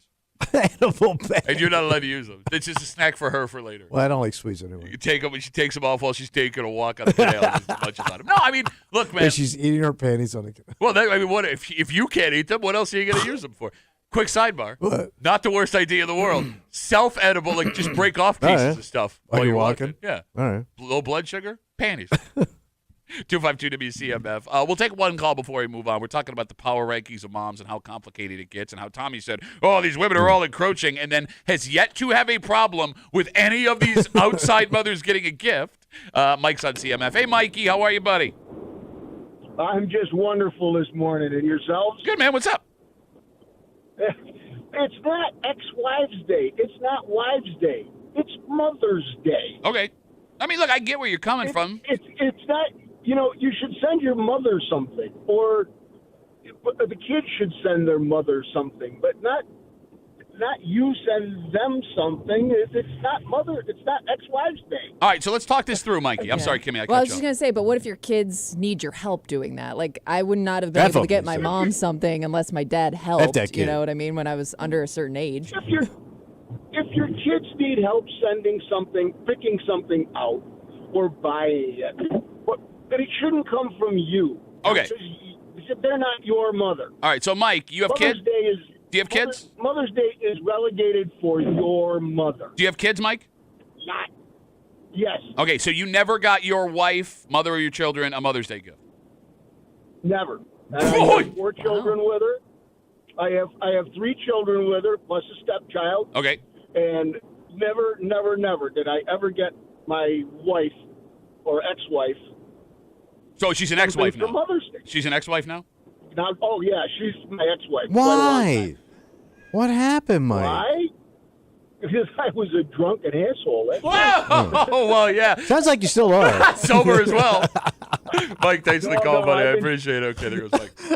I thought that was going to work out. Did he hear how that sounded in? Is No. Kimmy, you should take advice from Mother's Day from the man. I'm gonna That's guess a guy like that only just- watches Me TV. They haven't made a good sitcom since Mr. Ed, and I'll stand by it. If I don't get home for Gunsmoke, I swear to God. Listen, I get his argument about putting your mom, like getting something for your Yes, I mother, but understand. I wouldn't put that above your wife. No.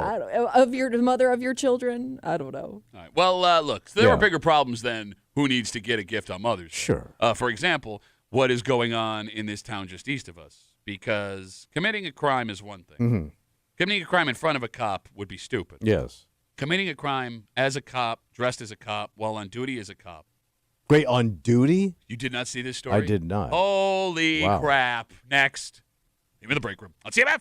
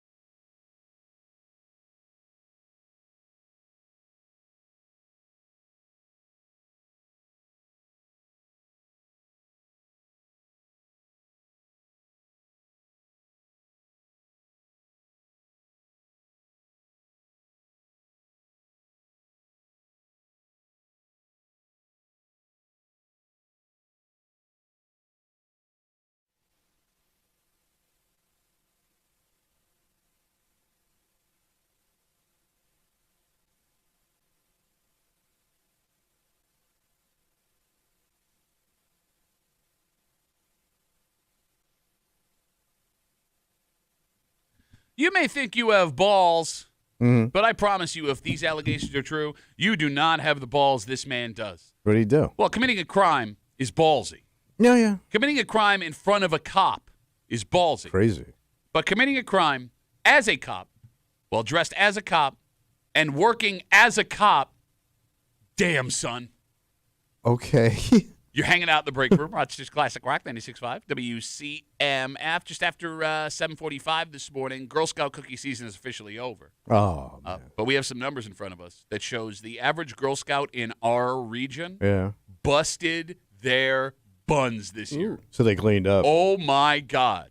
Man. And we'll get to it just after 7:45 here in the break room on CMF. Last week, we got word that a police officer from the city of Geneva had been suspended, and we got no details. Yeah. Seems, Kimmy, like those details came out yesterday. What happened? Michael Tapscott was a 13-year veteran of the Geneva PD. He has resigned, according to 13 Wham, Yeah. after authorities say he sold drugs while in uniform, while on duty Yeah. as a police officer in the city of Geneva. So is he accused of being a drug dealer? Defeats the purpose. Yes. Well, yeah. Like out of the squad car? Okay, so police say they received a tip in late August that a uniformed officer, or excuse me, late April, my apologies, that a uniformed officer in a marked police car walked into a used car dealership in Geneva and sold someone a form of Adderall. That is a controlled substance. You need a prescription to get it. Super illegal. Okay. Also, authorities say the deal went down at 7:30 in the morning, which for some You're reason just getting your day started, well, right? but, yeah, I guess you need the Adderall for it. Yeah. It makes it feel more icky that it was 7:30 in the morning. But you would think nobody's around. But it also makes sense. Yeah, you wouldn't get busted early in the morning. Whoa, whoops. Tapscott, the officer, was arrested. He was placed on administrative leave, and then yesterday morning he resigned from his job. So did he do it not knowing there was another cop around and saw him do it? So here's the thing: it doesn't sound like it was another cop. Oh. At least, I mean, it may have been. Somebody I just hadn't turned thought him about in like a civilian? that. We don't know. Oh, It just said they got a tip. So here's what's blowing my mind. Yeah. And the phone number is 252 WCMF. This is like the Miami cops of the 1980s. Is it though? I mean, you got busted for selling like something pretty lame. It's not even a cool drug. Like I can't even call you cocaine cop. All right. All right. Like, Adderall officer? Yeah. I mean, it just doesn't seem like it's something that would be worth risking your job over. So let's walk down that road, Kimmy. All right. Yeah. Past the fact Selling to a bunch of college kids. past the fact that you have a police officer allegedly selling a controlled substance, Yeah. which is obviously not good. Why did you do it in I uniform? don't know. Yeah. For some reason, that makes a difference to me. Yeah. Oh, yeah. Not that it would have been less illegal. It's the boldness of it, I Thank you. guess. Yes, Yeah. no, you nailed it. Like, had he had done it off duty, still illegal, Yeah. it's still bad. But if the allegations are true, the disrespect to everything for selling a controlled substance on duty in uniform, disrespect to the city of Geneva, to the other cops that you work with, to the people in that city you swore an oath to protect. Did he think it was no big deal? Like It could be. Like I would just, even if I got caught, it'd be a slap on the wrist because You're- you're saying it's not a, you're not dealing coke. It's a controlled substance. You know who would know how severe it is? Yeah, right. A cop. Yeah, I get it. Yeah. And here's the other Yeah. thing, Tommy. Here's the other thing. It's not like this guy was new.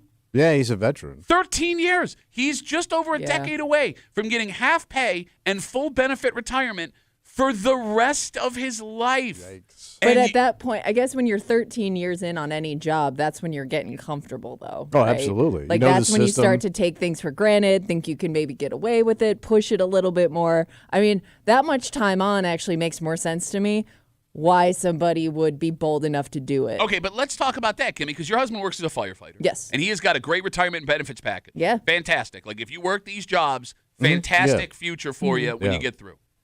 This dude, if the allegations are true, toss that away for chump change Yeah. on prescription Yeah, Adderall. I die to know what you even make on that. Well, yeah, seriously. Did he make $40? Yeah. What do a couple of Adderall pills go for now? All you college kids, 252 WCMF, 252 What does Adderall do for you? Keeps you up? Uh, It's Like supposed to help you focused or something like that? focus, have energy. so here's the thing. Everybody I know that's taking it has a completely It's different different. experience. It is the weirdest thing. She's right. Everybody will tell you something Yeah. different Adderall does for Right. them. But you can't just sell it because you could walk into Wegmans and buy it if that were the case. You wouldn't have to wait, for a uniformed police officer on duty to come sell it to you at a used car dealership. But, like, past all of the mind-blowingness of all of this, Right. the most insane part of this story, again, we're talking about Michael Tapscott, 13-year veteran of the Geneva Police Department. He has resigned after police say he sold drugs while in uniform, while on duty as a police officer in Geneva, Adderall, according to the story, to someone at a used car dealership. Tommy. Yeah. Someone bought drugs from an on-duty uniformed cop. Which makes me think he knows him. Like they're A personal- buddies or they have a relationship of some sort. I would hope so, because if not, Because how else would that develop? that Yeah, would be it's the good. easiest sting operation of all Yes. time. Like, how would that ever, outside of that kind of situation, how would those two ever meet up I have no idea. and make a drug deal? I have no idea. No idea. You know what I mean? Yeah, you would have to know them. Yeah, you I have to can't- have a connection. I can't imagine he's standing on the corner. Get your Adderall. Yeah, Adderall. Get your Adderall. And it's a used car lot, right? According to the story. And it's morning. When seven- they're not open. 7:30 in the morning. I don't know. They could be getting after it early. They may Yeah. be on Now, Adderall. what car dealership open up 7:30? Adderall Motors. They get stuff done. And like again, keep in mind here, police investigated this Yeah. thanks to a tip, which means Somebody narked. someone else knew what happened. Either They saw something suspicious. they could have witnessed it, Kimmy. They could have found out afterwards. But the information this person gave was enough to get the police Yeah. department to investigate one of their own officers. Now, Tommy, Yeah. we've said on the show before, and again, the phone number is 252-WCMF, 252-9263. We've talked about on the show before how the idea of the dumb criminal Yeah. is wrong because committing crime is harder than it looks. Yeah. And this story proves it because this guy knows how crime works. He has the protection of his job, Yeah. which in a lot of people's mind Sure. puts him above suspicion. Yeah. And his mugshot is on the news this morning, Oh, man. right? Like, Yeah. Yeah, that sucks. I love how there are people. What? There are people like Mark writes us on Instagram. does he Duffy say? on WCMF is the easiest way to get us on Instagram. All he had to do was not sell in uniform and not out of a squad car. Grade A moron. Yeah, let's not give tips on how to sell drugs if you're going to do it as a police officer. Oh, it would have been fine if he was in uniform. I would have been okay with it. Yeah. I also saw people coming to his defense because of what Kimmy said. It was Adderall. just Adderall. Well, I would say this: like, if I saw that, Yeah. and I came in and told you, I said, "Hey, man, I saw this officer handing this bottle of Adderall," Yeah. and you broke it down like that, I probably wouldn't say anything. A police officer selling controlled substance. You say controlled substance, but since she's saying like not that big, you're not the cocaine cowboys over here either. Okay. I know it's wrong, but I don't know if I would like go, "Hey, Geneva's got a drug problem with their police department." Would you want the police officer fired? No, Are you out of your effing mind, bro? Are you out of your effing mind? I would say discipline, and harsh, tough. What, you mean like discipline? Like, hey, no more selling prescription drugs No, but- while in uniform is a police officer in your squad car? No. No more of that, sir. I No would more say- yelling, Adderall, get your Adderall from a guy with a badge here. I would say busted down and in trouble. You're out of your effing mind. You're out of your effing mind. He is arguing, Kimmy, while you were on the Right, phone, yeah. that because it's Adderall, if he had heard about this somewhere Well, else, Kimmy said it's no big deal. he No, I should didn't have say thought it's the no cop big should deal. get Not fired. the cocaine I cop, never, not okay. Miami. Didn't say it wasn't a big deal. I just said you're selling a lame drug. Like Lame. If you're gonna do it, I would think like you do it because you're making a huge profit, or it would be worth the risk. And I just don't see how something like this would be worth the risk. I understand that. And Jacob brings up a good question here on Instagram. What does Jacob say? Again, Duffy on WCMF, the easiest way to get us. Now, look, all we Yeah. have in front of us are allegations. Yeah, And they absolutely. are just allegations. That being said, Jacob says, how many times has he sold and didn't get caught? He had to have done this before and felt comfortable enough to be in uniform in a patrol car. Now, there's nothing that suggests that, but I think that's a valid question. I understand. And, look, not to go down the slippery slope thing, you're accused of and convicted Yeah. of whatever you are, right? But, you say it's Adderall. Are we sure that's all that it is? Well, we don't know. But I can only go by what is presented in the court of the break room. I can only allow him to keep his job based on what I know, Yes. which is still bad. And I'm not saying nothing. I'm saying, hey, buddy, you got a problem over there. We're coming down on you. Yeah, so go enforce the law tomorrow. No, I Bet know. you broke. Pull him off the street, Bet you broke. And do what? bust him down to his desk job. Counting all the drugs in And if you the keep it evidence up- locker? You'll be on school bus duty. Yeah, let's give the guy who sells Adderall, allegedly, access to children, which is another issue that might be a thing because I've gotten this a couple of times. Cody's on CMF. Hey, Cody. How are you, buddy? What's up, fellas? Yo. Just checking in. On Reddit, they're saying this guy used to be the DARE officer in Geneva. All right, if it's on Reddit, it's got to be true. It's got to be true. Everything you read on the internet's true. Also, Tommy was asking what Adderall does to you. Makes you super wired and turns your penis into an elevator button. You can just use your finger. Take it easy, fellas. There goes Cody. All right. Don't pander laugh at me, you bitch. If it's not good, you let me sit that. 252 WCMF, a 13-year veteran of the Geneva Police Department, has resigned after being arrested for allegedly selling Adderall at 7:30 in the morning at a used car dealership while in uniform, while working, while driving around in the squad car. He was put on administrative leave, resigned early yesterday. 252 WCMF. Let's talk to Nick. Hey, Nick, how are you, buddy? Hey, how's it going, guys? Good, brother. What do you got? All right, so I was prescribed Adderall from 3rd grade until I graduated high school. And, man, let me tell you, when I came of like 16 years old, I realized quickly that people really wanted this stuff. So, of course, I started selling it, you know, at that age. And these people would come offering drugs, paintball guns, skateboard, anything you could imagine. They were fiends for this stuff. And I dabbled a little bit in trying it in the nasal method myself. And let me tell you, that stuff, you will sit down in front of a computer. You will concentrate for like 10 hours straight. You do not need to eat. You will not feel hungry. You will just get stuff done nonstop. Okay, let's not talk about how great Adderall is. I mean, there are sold. I'm there in. are bad things that come along with the Adderall. yes. Things will As happen. with any drug. Yes. So it makes you uber focused. Yes, but you should be but I taking it don't- under a doctor's care. Absolutely, Yes. Yeah, yeah. absolutely. There are going to be I'll people that tell ya. abuse it. I back then, and I graduated in 2008. Back then, I was on 30 milligram pills. They were going for $5 a piece. I had a 3-month supply. It would be gone in 3 days. That's the type of fiendishness these people were for He these was moving So things. then brother. how did you I mean, so did you stop using it then? Like, wasn't that a little suspicious that you go through it that fast?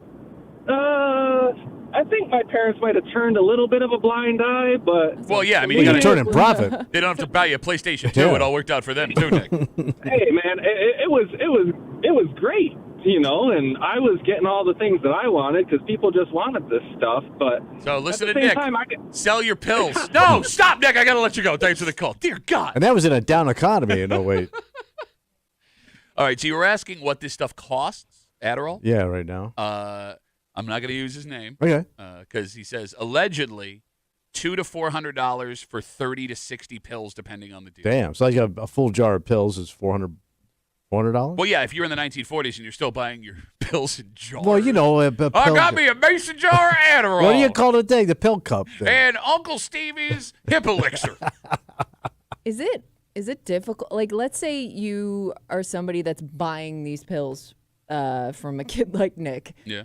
Is it that hard to get like your own prescription if you feel like you need it? You just go to the doctor, right? I have no I'm- idea. oh. I mean, I don't know what the test would be. I don't know. Oh. Maybe it's cheaper to do it this way, depending on what insurance would. I don't know. Oh, okay. I have no idea. You know, going back to the story, Mhm. like with this police officer allegedly selling Adderall at a used car dealership while in uniform on duty with the police car and everything out in Geneva. Is it the stupidity or the disrespect that is more infuriating in this story? Oh, probably for the officer? No, I'm saying like as an outside observer. Yeah. Are you bothered more by the stupidity of allegedly selling drugs while on duty in uniform? Or does it bother you more the disrespect he had for everybody involved? I think it's got to be the disrespect. Okay.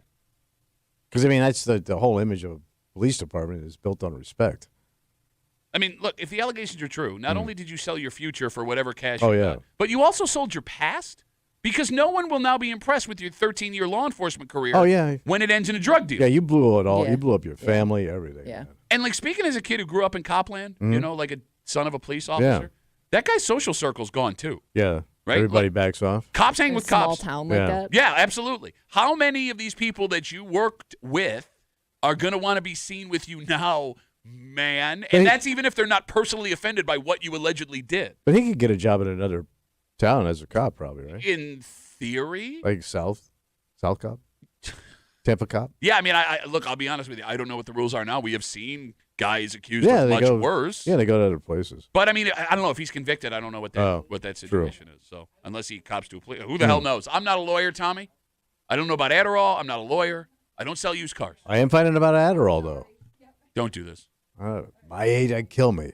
You know how many pills I take a day just to stay alive? Maybe you're taking too many. I'm Tommy full of pills. All right, everybody on hold. I would love to keep talking about Adderall, but we're going to have to move on. Nope, not going to make that joke. Girl Scouts of America have finished up their cookie selling season, at least in our region. And it turns out, based on the numbers we have in front of us, each individual girl selling these cookies here in the greater Rochester area, oh, my God. Really? Oh, my God. Like them old-ass cookies. We'll get into it next here in the break room. Let's see CMF.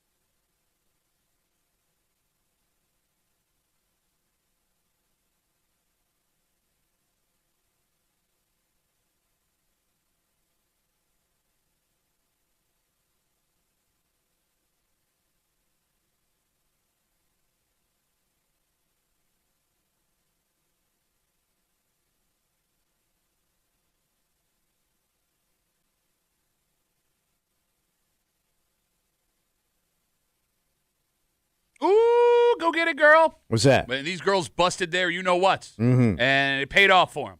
But here's the thing. What's that? What we have in front of us is an average. And what we need to determine is, did every single girl sell around this much? Or is this due to a couple of moms and dads? Go-getters. Oh, boy. Because you remember those kids, Kimmy. Oh, I do. And those families. You're hanging out in the break room. Rochester's Classic Rock 96.5. WCMF will jump right into it.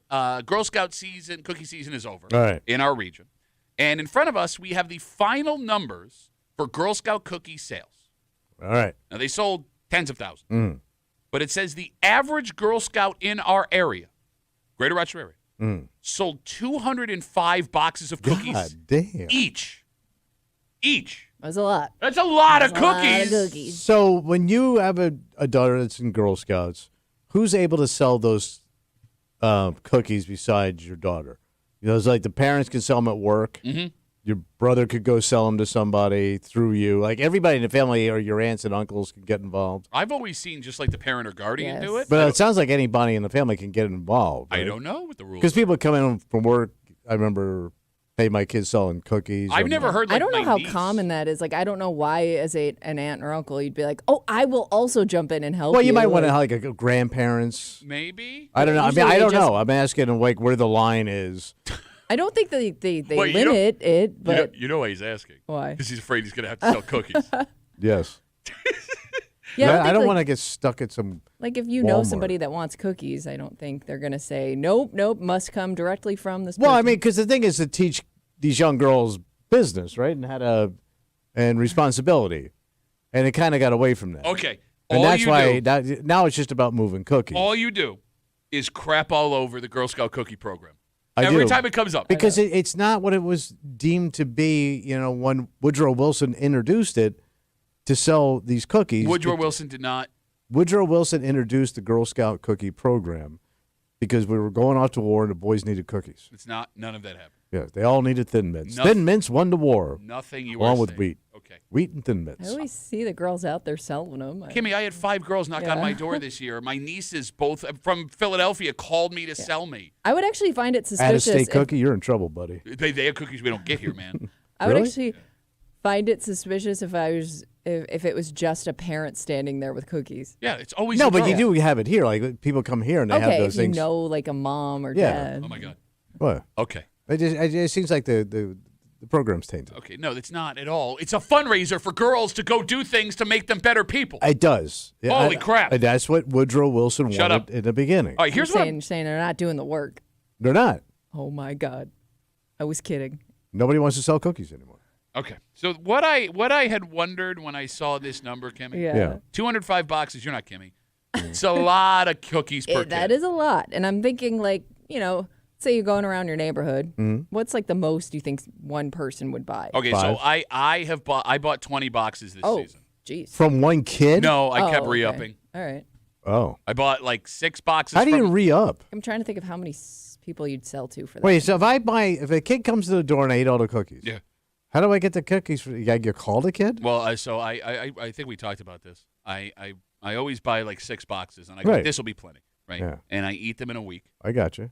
and then I have to frantically find either locations that are selling cookies or kids that have not turned in their cookie order forms But yet. how do you find those kids? Social media. So you go on social media to find kids that are selling cookies to get cookies. I'm not proud of it, but all right. it's the only way you get these cookies. I wouldn't even know how to do that. It works every year. I just put out on All Twitter or right. Instagram, I need more cookies. All right, and here come the kids. Yep, and some mom will send me like a link or like, hey, we'll be at Walmart here. It's like you're a sugar junkie. I take it back. I bought 30 boxes of cookies this year. No way. Okay. So I bought the 6 for my nieces in Philly. I bought a couple of boxes from the kids in my neighborhood. Yeah. I bought another 6 from a Walmart that I went to because I needed it. And then on St. Patrick's Day, this was brilliant. Mm. Yeah, the what'd you do? parade day. I had a couple of beers. Okay. And like my whole family was there. And some Girl Scouts set up in the hotel right Oh, where the parade brilliant, was. man. Drunks. And I bought 10 boxes of cookies. See, that's good marketing right there. Get the drunks money. And well, remember there was that story where those girls were selling it outside a dispensary and they tried to I know, shut them that's down brilliant. and they couldn't. Yeah. Yeah. But yeah, no, those it's girls outside. got like $60 of my money Man. while I had been drinking for those cookies. What a racket. 252 WCMF 252-9263. So Kimmy, is every girl selling around 200 boxes? I mean, I guess it would make sense because let's say you go around your neighborhood. Even that, like, let's say you got 20 people who buy 2 boxes. I mean, that adds up pretty fast. Okay, but the reason I ask is, like, this could also be a situation where there's, like, 10 families in the area that, like, you know those families. Yeah, they go. I mean, there's always going to be 1 or 2 kids in every troop, I guess, that goes above and beyond. And that's I think more on like their parents. It's always you on know? the parents. It does Yeah. suck though when you're in that group because like you're all proud of yourself for selling like 10 things, and then here comes a kid who sold 1,000 boxes of cookies. Yeah, it's not really fair. Well, no, it's not a It's not competition. a competition. Well, I it mean, they is a might, I don't competition. You're trying to sell, No, baby. it's not. What are you You gotta learn to sell. You It's gotta be the aggressive. same. It's the You gotta equivalent grow your business. with Telly Savalas? to me. Cookie Club, baby. They're gonna find cookies just like this in a newspaper. You're not. You got to go on social media. To me, it's the equivalent of like the Boy Scouts soapbox derby. Is that what it's? Yeah. called? Oh God. Because the kid with like the parent who's an engineer is gonna have the best possible outcome. Or the like cheating the kid dad. contributed, but it was mostly on the parent. 252 WCMF 252-9263. The average Girl Scout in our area sold 205 boxes of Girl Scout cookies this last Girl Scout cookie season, and Tommy is just spending this entire break to try and convince everybody why Girl Scouts selling cookies is not good. I'm not saying it's not good, but No, you are. I just said we got away from the traditional why the girls do it 252 to mold young women. WCMF. Please don't ever say that again. Mold young women. Frank's on CMF. Hey, Frankie. How are you, buddy? Good morning. Yeah, my bookkeeper had 3 daughters that were all in Girl Scouts. And she would bring in a form for each employee. Oh my God! And the average employee would. Oh, I'm sorry. You said bookkeeper as in like accountant. I thought you meant like a bookie. Oh, no bookkeeper. No, okay, not I'm my sorry. bookkeeper. I'm sorry. I thought you meant. The lady I'm sorry. I thought you. Yeah, I tried to go put $50 on the Jets, and I walked away with $30. I'm sorry, Frank. Go ahead, buddy. Go ahead. Yeah, so she'd bring in forms for everybody, and the average guys would buy like 6 to a dozen. And she'd bring boxes and boxes in when they came in. I mean, they were huge. I mean, we probably had 300 cookies. 300 boxes of cookies. 300 boxes just for us between everybody, and what we bought some for the company. Man, what a scam! Why is it a scam? You hit a fat vein like that, your kid's gonna be like top Girl Scout, whatever that is. What's an Eagle Scout every year? No, the top grown up, so they don't come in anymore. And it sucks, right, Frank? You lost your plug. I miss my cookies. I miss my cookies. I got to go score them on the street now. Frank, thanks for the call, buddy. No, you asked like what the top cookie. You get the Woodrow Wilson Award. Oh, you do? For making Wait, up, they still have for that? making up facts about Girl Scouts. Troy writes on Instagram. So wait. What? You bought an addictive substance from a girl in uniform while on the job? That's right. By the way, with an average of like $6 a box, these cookies, that means the average Girl Scout in our area, if they sold 200, sold around $1,200 each in cookies. Wow. Damn. That is impressive. It And is. do they get a cut of that or something? I mean, the troops do. The girls Okay. don't get like cash in their No, pocket. I mean, like, it goes towards the den or whatever you call them. What do you call What it? is a Girl Scout? Activities? I don't know. No. Den. Like the Oh. group of Girl Scouts. The What is that Cub called? Scouts, it's a den. Troop. Troop. Troop, No, all right. boys, Yeah. Troop. Yeah. Girl, troop 385. So troop gets cash. Yeah. For the troop. Yeah. Right. God bless the troop. Take a break. All right. We have in our area Where you at? the deadliest road in the state of New York. Wait, we do? Yes, we do. Were you guys aware of this? No. And I bet you everybody in their mind right now has which road that is. Oh, sure. And you may be wrong. Oh. And look, this road, when you find out what it is dangerous. And there have been several incidents on this road. Yeah. But I'm telling you, man, everybody thinks the road they travel on every day is the most dangerous road in New York State. Do we get to guess? Yeah, what kind of show would I be doing Be exciting. if I didn't let you puke all over your great tracksuit? I think I got it. We're going to tell you what it is. We're going to have Tommy miss next here in the break room. Let's see that.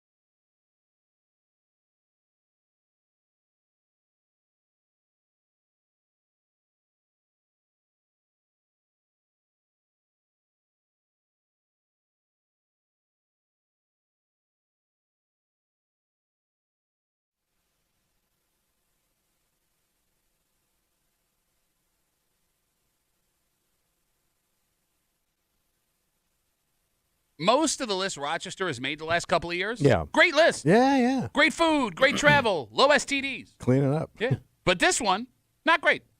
This is a dangerous list. But it has nothing to do with gun violence or assault or anything like that. Right. It has to do with how we drive. Yeah. Uh, It's bad out there, You buddy. sound like, remember that thing you would pull the string and it would point to an animal? Tommy says. Oh, see and say. Yeah. Tommy says.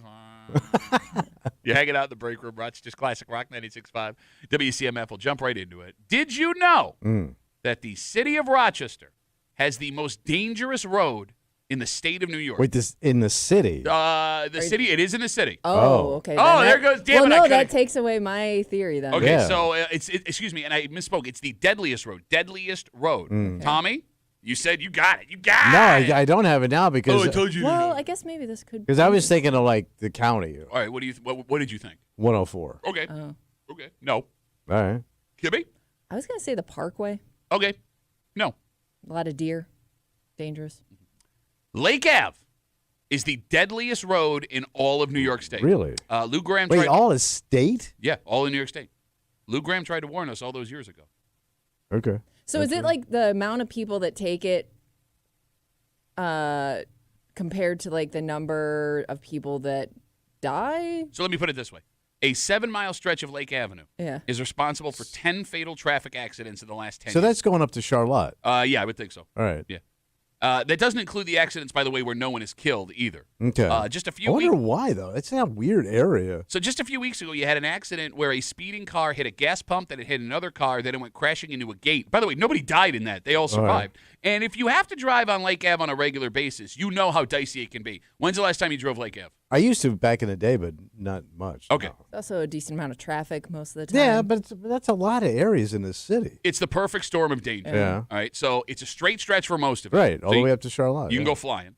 You've got a bunch of stoplights in a short area, Mm-hmm. so people gun it, try to not get caught on red. There are big portions of that area of that road where a lot of folks don't have cars, which leads to a lot of pedestrian traffic, Okay. which can get dicey. Right. And you have that giant concrete median on a lot of it, which gets confusing. You see people blast over the median, trying to make a left all the time. You see people drive the wrong way on the other side of the median, confused where they're supposed to go. You see people making illegal U-turns all the time while there are pedestrians crossing the street. It is bad. It's a Damn. bad scene. All right. But What?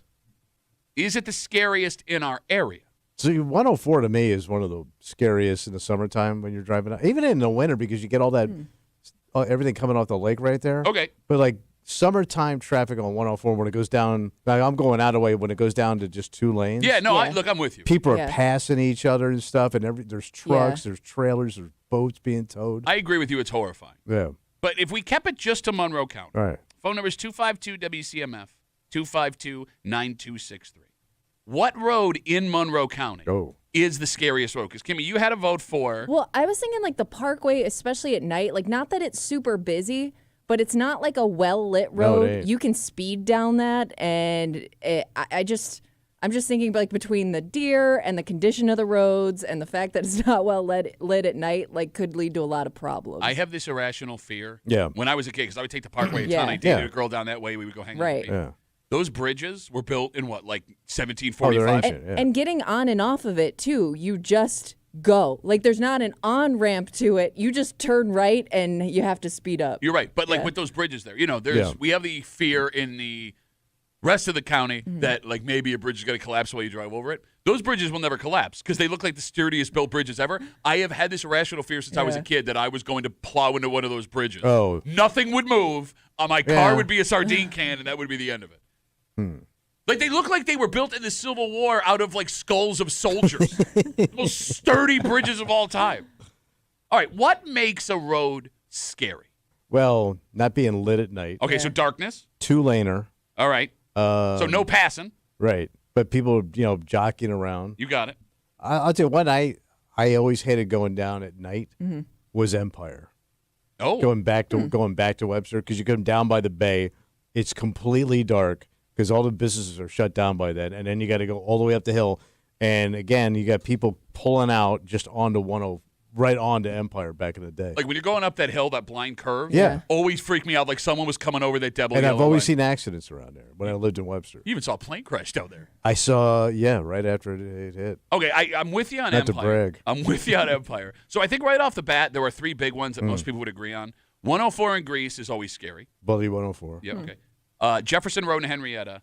And Monroe Ave going from Brighton into Pittsford. But is that scary? You're not always speeding on those. It's a very busy area, but like there's a lot of lights, there's a lot of stoppage. I think the lights have the opposite effect of what people think they have. Here's why. And let's use Monroe Ave as an example because you live right down the street there, right? You have all those cross streets on Monroe Ave. Yeah. People get super aggressive trying to get where they're going because that traffic gets really bad. So you got people pulling out of nowhere out trying to catch a gap. You got folks like, waiting 2, 3, 4 seconds, still going through the reds, not wanting to get stuck at those stoplights there. You see accidents there all the time. Yeah, when people are trying to pull in and then you got to cross 2 lanes. Yeah. And somebody waves you through and then pow, they don't see that other car coming up the other lane. Yep. And people I know that's happened to people. Yeah, it's bad. It's bad. I always get nervous on Monroe. I think nature scares me more than traffic. Really? Yeah, because I'm also thinking of like Kings Highway always terrifies me. Because Kings the Highway. windiness of it, and especially at night, like you get animals that are constantly crossing back and forth. Like, Really? I think like the poorly lit road with a lot of nature around is scarier to me than a very busy road. That's weird seeing as how you grew up out in Hilton. But that's why I think. Okay. Because there were so many like close calls with deer and not being able to see things, and especially in the winter time, sometimes those roads are untouched. You don't even know if you're on the road or not. Oh, that's a good call. 252 WCMF 252-9263. Lake Ave has been named the deadliest road in the state of New York. There's been 10 fatal traffic accidents in just a 7-mile stretch in the last 10 years. Those aren't even including the accidents where people just get hurt. We're just talking deaths here. But you don't tend to agree, and we're trying to figure out which one the most dangerous road it could be. I'll throw in another one. What's that? Any busy street with a high school on it, terrifying. Well, yeah, because you got so much going on. When school gets out in Brighton at 12 Corners, horrifying. Yeah, because a lot of those kids walk. Same with that road Fairport High School is on, across from Clausen's. Like, not only do you have teenagers just darting out of the road in their cars, you have teenage drivers all over the place, cross streets, park at other places. I don't like it. 252-WCMF, 252-9263. Let's talk to Carol. Hey, Carol. Hello, how are you? Good, how are you? Good. I got an answer to the question. It's Lake Ave. So, yep. Did you get out of the car and then come back? No. Okay, so you would vote for Lake Ave, period. Yes. All right. Period. All right. Carol, thank you for the call. Carol, really good at winning contests that she already knows the answer to. Well, she was there when it was built. How old is that road? How old is a Carol? Carols are ancient, man. There's got to be a young Carol. There ain't, bro. There ain't no young Carol. Unless that name's coming back around. Well, yeah, it could be. I actually, I have not met a Carol, friends with my kids. Carol, okay, fine. Carol's an old name. Like, Carols weren't even my age. They were, like, years older than me. 252-WCMF. Let's talk to Mike. Hey, Mikey, how are you, buddy? Hey, Duff. First off, I really like the CMF CNC. That would be phenomenal. I think you need to market that. Tommy says no. Yeah, then we need like a Kimmy and then a Duffy. Anyway, but the road thing, I don't disagree with Kimmy's assessment, honestly. But what I think is 104 eastbound, like east of on town of Ontario, headed out towards like Sodus and Well, it goes down to 2 Oswego lanes. area. Yeah. It gets down to 2 lanes, and you've got long stretches of straight road with no passing zones. And then in the wintertime, the snowdrift across the road is awful. And there's tons of accidents, even in the summertime, motorcycles, people trying to pass 18-wheelers. Yeah, well, I mean, one of my least favorite movies of all time was What's that? Fast and the Furious Oswego Drift. It's bad. Well, you do get the Wayne County Redneck Fast and Furious episodes. Yeah, that does happen. Mike, thanks for the call, buddy. Have a good rest of the day. All right, so we have 2 votes for things we've All already right. talked about, one of which isn't even in Monroe County. What is happening? Can I throw out another fear? Yeah, what do you got? What's that? As we talk about the most dangerous roads in Monroe County, Lake Ave being the deadliest in the whole state of New York, according to this recent study. Any main street in a canal town is sneaky dangerous. Well, yeah, you got a lot of action going on. And it's all tight. Spencerport, Brockport, Fairport, Pittsford. Yeah. Right? And, like, here's the thing about you dicks in those towns. You get so used to just walking out in the middle of the road. Oh, yeah. Excuse me. Stop it right now. We had the right of way. Stop it. Like, even though all those roads are like 30 miles an hour, if your head is not on a swivel and you are not locked in when you are like making a right on red and paying attention to everything, you're going to hit someone with your car. But it's going to be a pretty slow hit. I mean, you're not hauling ass bro, sometimes. Guy your age, you get hit at 5 miles an hour, your hip is dust, bro. You got dust hips. Pittsford especially. Yeah. It is so infuriating. Wait, what's wrong? You people will just walk out. What do you mean, you people? You know what I mean, you people. You will just walk out at any part of that road. Like, even down by Pittsford Dairy. Yeah. Like, they have the giant crosswalk. I have to stop for the crosswalk. And then, like, 10 feet down, just random dude in a really expensive polo shirt and shorts wearing Sperry's. Well, the problem with the Pittsburgh Dairy is always like it's sold out. Yeah. So people have to like park and then walk to it. Yeah. And that's when you get people like strolling. Like you'll see a family just strolling right in the middle of the street to go across and go get their ice creams in the evening. But like, it's so funny, I too. get that's like annoying, but is it scary? Well, it's scary if I hit this dad. Yes. I don't want to hit dads. Yeah. And, like, you can always see the frustration. Like, I've been waiting here. You know what? I'm just going. He'll stop. I can see the frustration in his stupid face when he runs out in front of my car like a deer. Because we assume that once we step out in the street, everybody's going to stop. I have to because I don't want to go to jail for manslaughter. Right, especially a high end. Flag, right? Well, no, that's with No, that's crosswalk. at the crosswalk. So those crosswalks now are lit. Oh. Like they light up. Oh, I've seen that, yeah. Yeah. You know, there aren't a lot of main roads that you can safely walk in the greater Rochester area. Because I think what makes Lake so dangerous is the amount of walking pedestrians and how intense the traffic can get.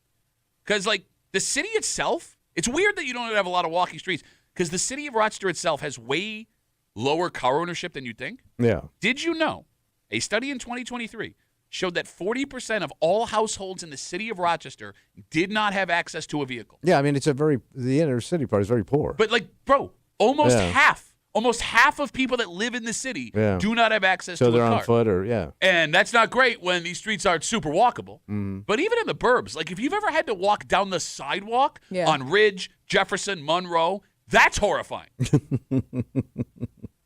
Have you ever had to the walk? most like walkable, friendly place? But like they have sidewalks. Okay, I had to walk down Jefferson like years ago when I was getting like new tires on my car. Right? And well, that's a busy ass. It's great until you have to cross the street. No, even with the sidewalk, like there's a sidewalk, there's grass, there's the curb, and I was still convinced someone was going to fly over that curb doing 50 and blast. You are close. You've never walked down Monroe on the sidewalk? Oh, yeah. So, like, my wife hates when I walk the dogs. I'll go down French in that area. She always thinks somebody's going to hit us.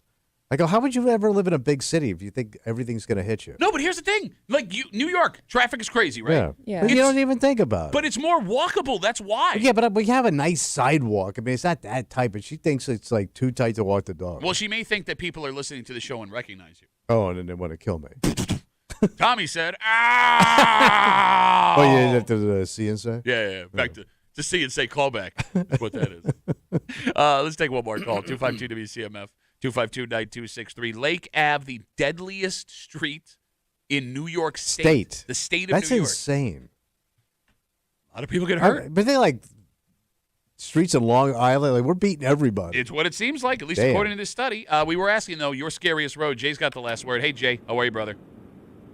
Morning, boys and Kimmy. Hey. Morning. There we go. Sorry, I couldn't hear you guys for a second. Go ahead. So the scariest road for me is down in Pittsford by Powder Mills Park. When I'm working like a Friday or Saturday night, that area is not lit at all, and people always come through there, and it's just absolutely terrifying to drive down there. I can't picture where it is. I'm not either. familiar, really. Where do you work on a Friday and Saturday night? Oh, he murders people in the park. Driver. Yeah. Oh, this is Murder and Joe? Murder and Jay. Jay, I'm Listen sorry. to the damn show you're on. Well, Jay, Joe. Jay, thanks for the call, buddy. Have a good rest of the day. We'll wrap it up with Paul's Instagram. All right. Duffy on WCMF, the easiest way to get us. The most dangerous road is the one in front of Tommy's mom's house. Lots of stoppage, lots of people trying to get there first. Let's take a break. As we talk about, the car situation. Yes. Traffic, frustrating. Parking, even more frustrating. Oh, sure. And there is a situation going down on Charlotte. What happened to Charlotte? Like way down Lake Ave there. Folks that live in this area are furious because a business that lost their parking lot, and we'll explain how that happened. How did you lose a parking lot? We'll explain. All right. It's causing some parking problem Is this down by the lake? down by the lake. Lakefront? Yeah, where the watermelons grow. All right. Back to my home, I did not go. Do you know that song? No. Or if I do, my mother will say. Did you? I don't know. You make it up. Damn it, right? Did you Kimmy! ever see a bear with no hair? I don't know. Down by the bay. Down by the bay. Okay. No, there's a problem at the. We'll get into it next here at the break room. Let's see CMF.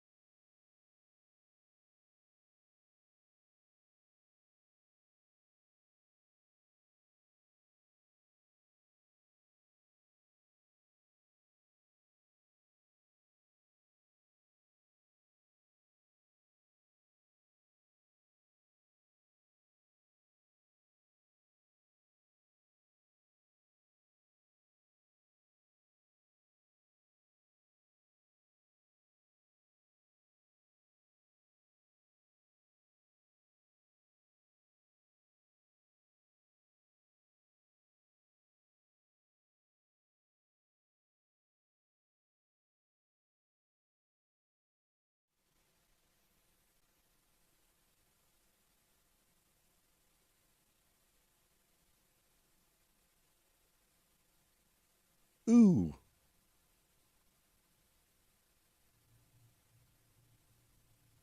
Ooh. Ooh. Ooh. There are lots of things to consider when you have an opportunity to work somewhere new. Okay. And the deal breakers you think might matter the most may not be the biggest issue. Oh. For example, there are folks who work at a place down by the beach who are having a hell of a time thanks to something that drives our own Tommy Muley insane. What's that? And it may be enough, even if the pay was great, the job was fantastic, to keep you from working there. Oh. You're hanging out in the break room, Rochester's Classic Rock, 96.5. WCMF, just after 8:45, 8:50. Your Rochester Americans are on to the next round. We finally know who they're going to play. The playoffs. And yep. There we go. And great news. Yeah. Amerks playoff tickets have become like the hottest ticket in town. Yeah. Oh. It is very hard to get in this building and get a seat that you think you are entitled to. Yeah. So if you don't find a way into the Blue Cross Arena, there's a way for you to watch these games. How? We'll get to it just after 8:45, 8:50 here in the break room on CMF. People who live in one Charlotte neighborhood are getting pretty pissed off at a local place of business. What happened? The Waterview Heights Nursing Center has a bit of a problem.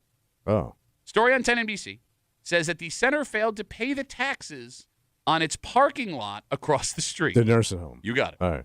And because of that, the parking lot was repossessed. Wow, they can do that? Yes. Man. Okay.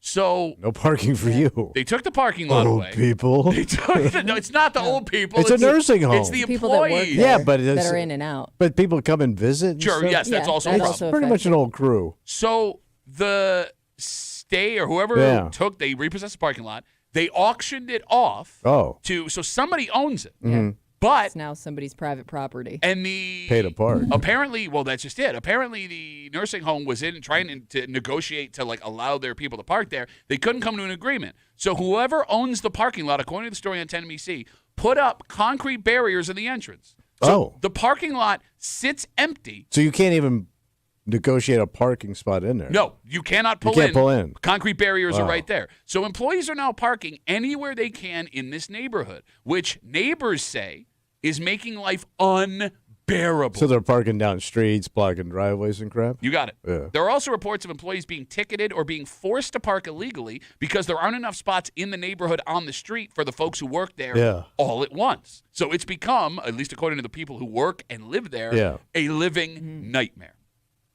Tommy, would bad parking be enough to keep you from taking a job? Yeah, probably. You like the gig, it pays you plenty. I mean, think of the weather we have here, right? Okay. I think in the wintertime, and if you got to hoof it and park someplace and then your car's buried when you get out, that would suck.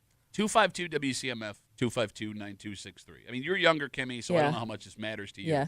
I think initially, if it's a job that you want, you think, I can deal with that because you're more concerned about getting this new job than anything.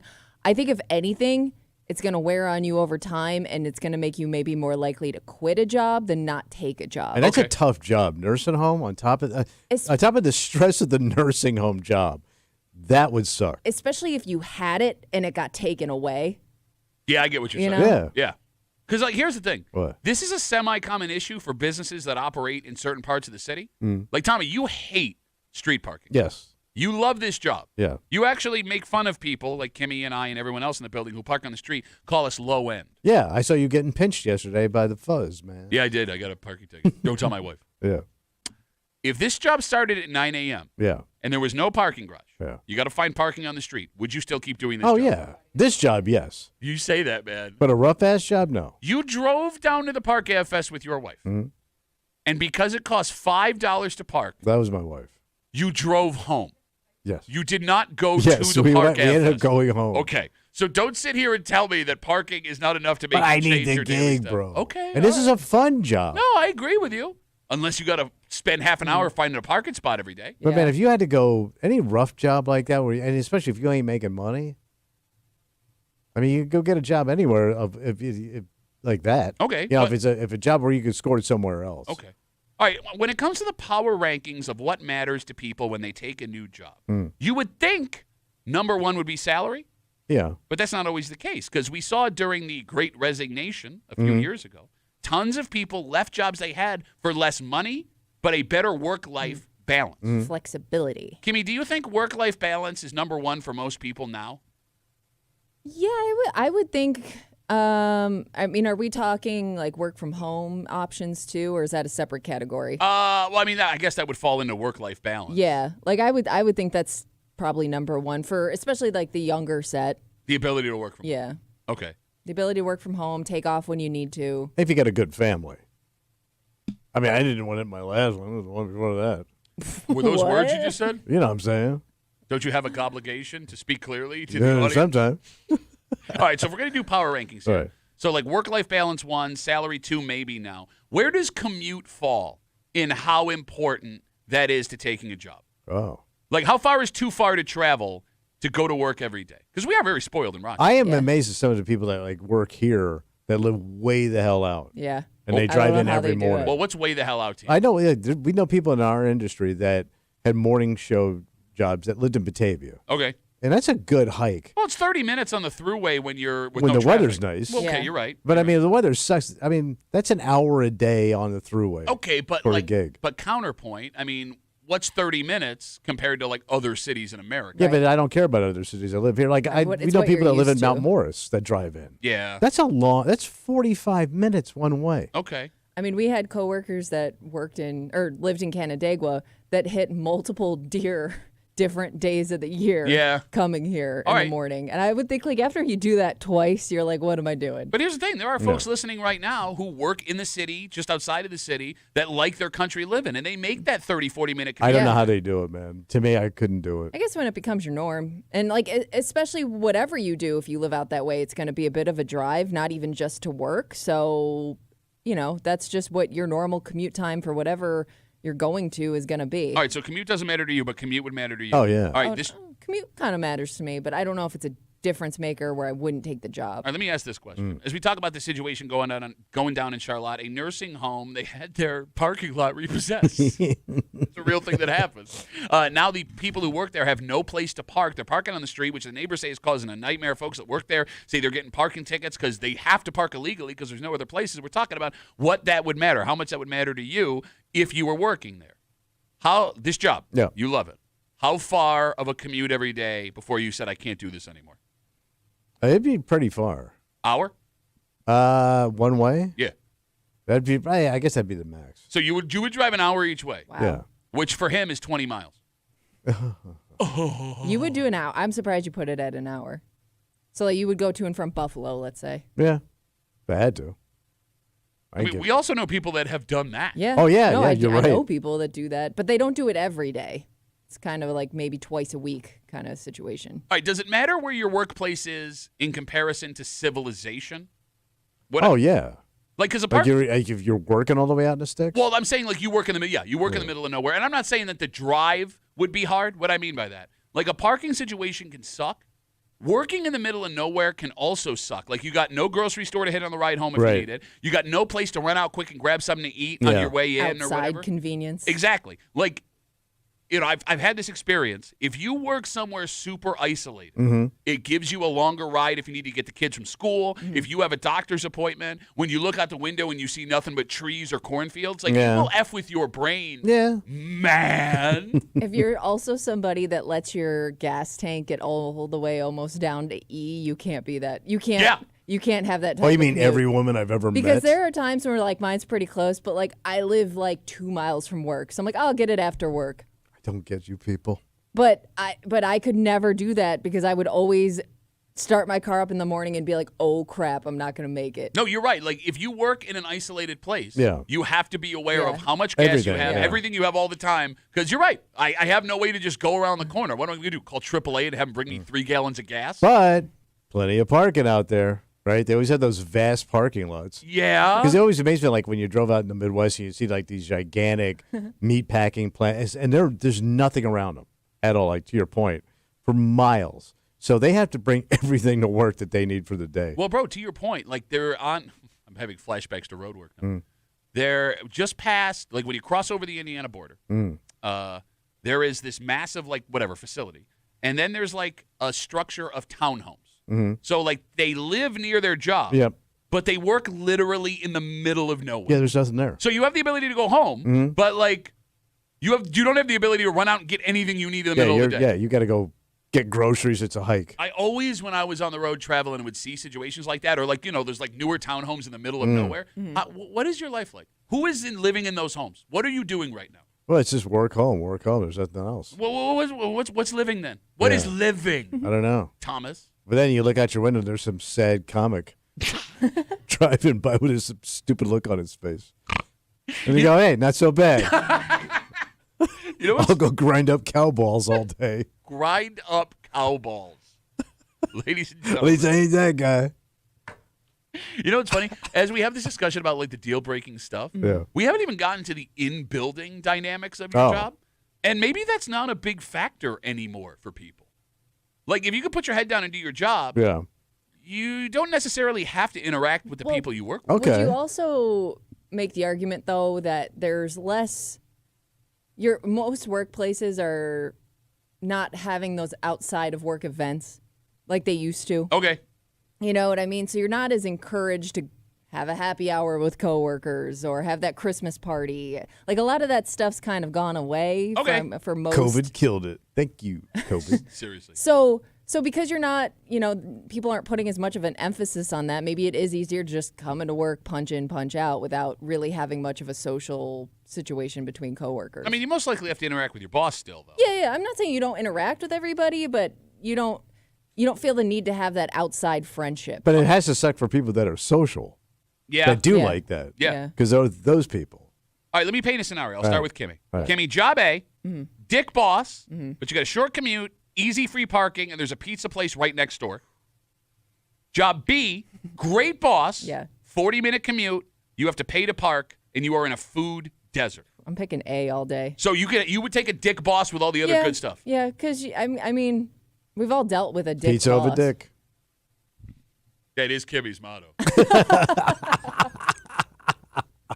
Your Rochester Americans have been sitting and waiting. So why have they been waiting so long? Well, because the they other did series wrap up? Yeah, they did so well in the first round, right? Well, the second round, but their first They got round. it done quick. Here's the thing. They're going to be waiting a while longer. Kimmy, these playoffs just go on. What's going on here? Wait, they're not playing Stretching yet? it out. No, and they're not going to be playing for like Another week. But we do know who they will be taking on. And Amerks playoff tickets have become the hottest ticket in like Western New York. It's harder to get into an Amerks playoff game than it is to get into a Sabres regular season game. People from Buffalo are coming to these games. No kidding. And actually, that may have to do with what we're going to talk about. Oh. Because here's the thing. If you go when these tickets go on sale and you're disappointed with where you'll be sitting at the Blue Cross Arena, we got some good news. Oh, really? And we'll get to it next here at the Break Room. Let's see about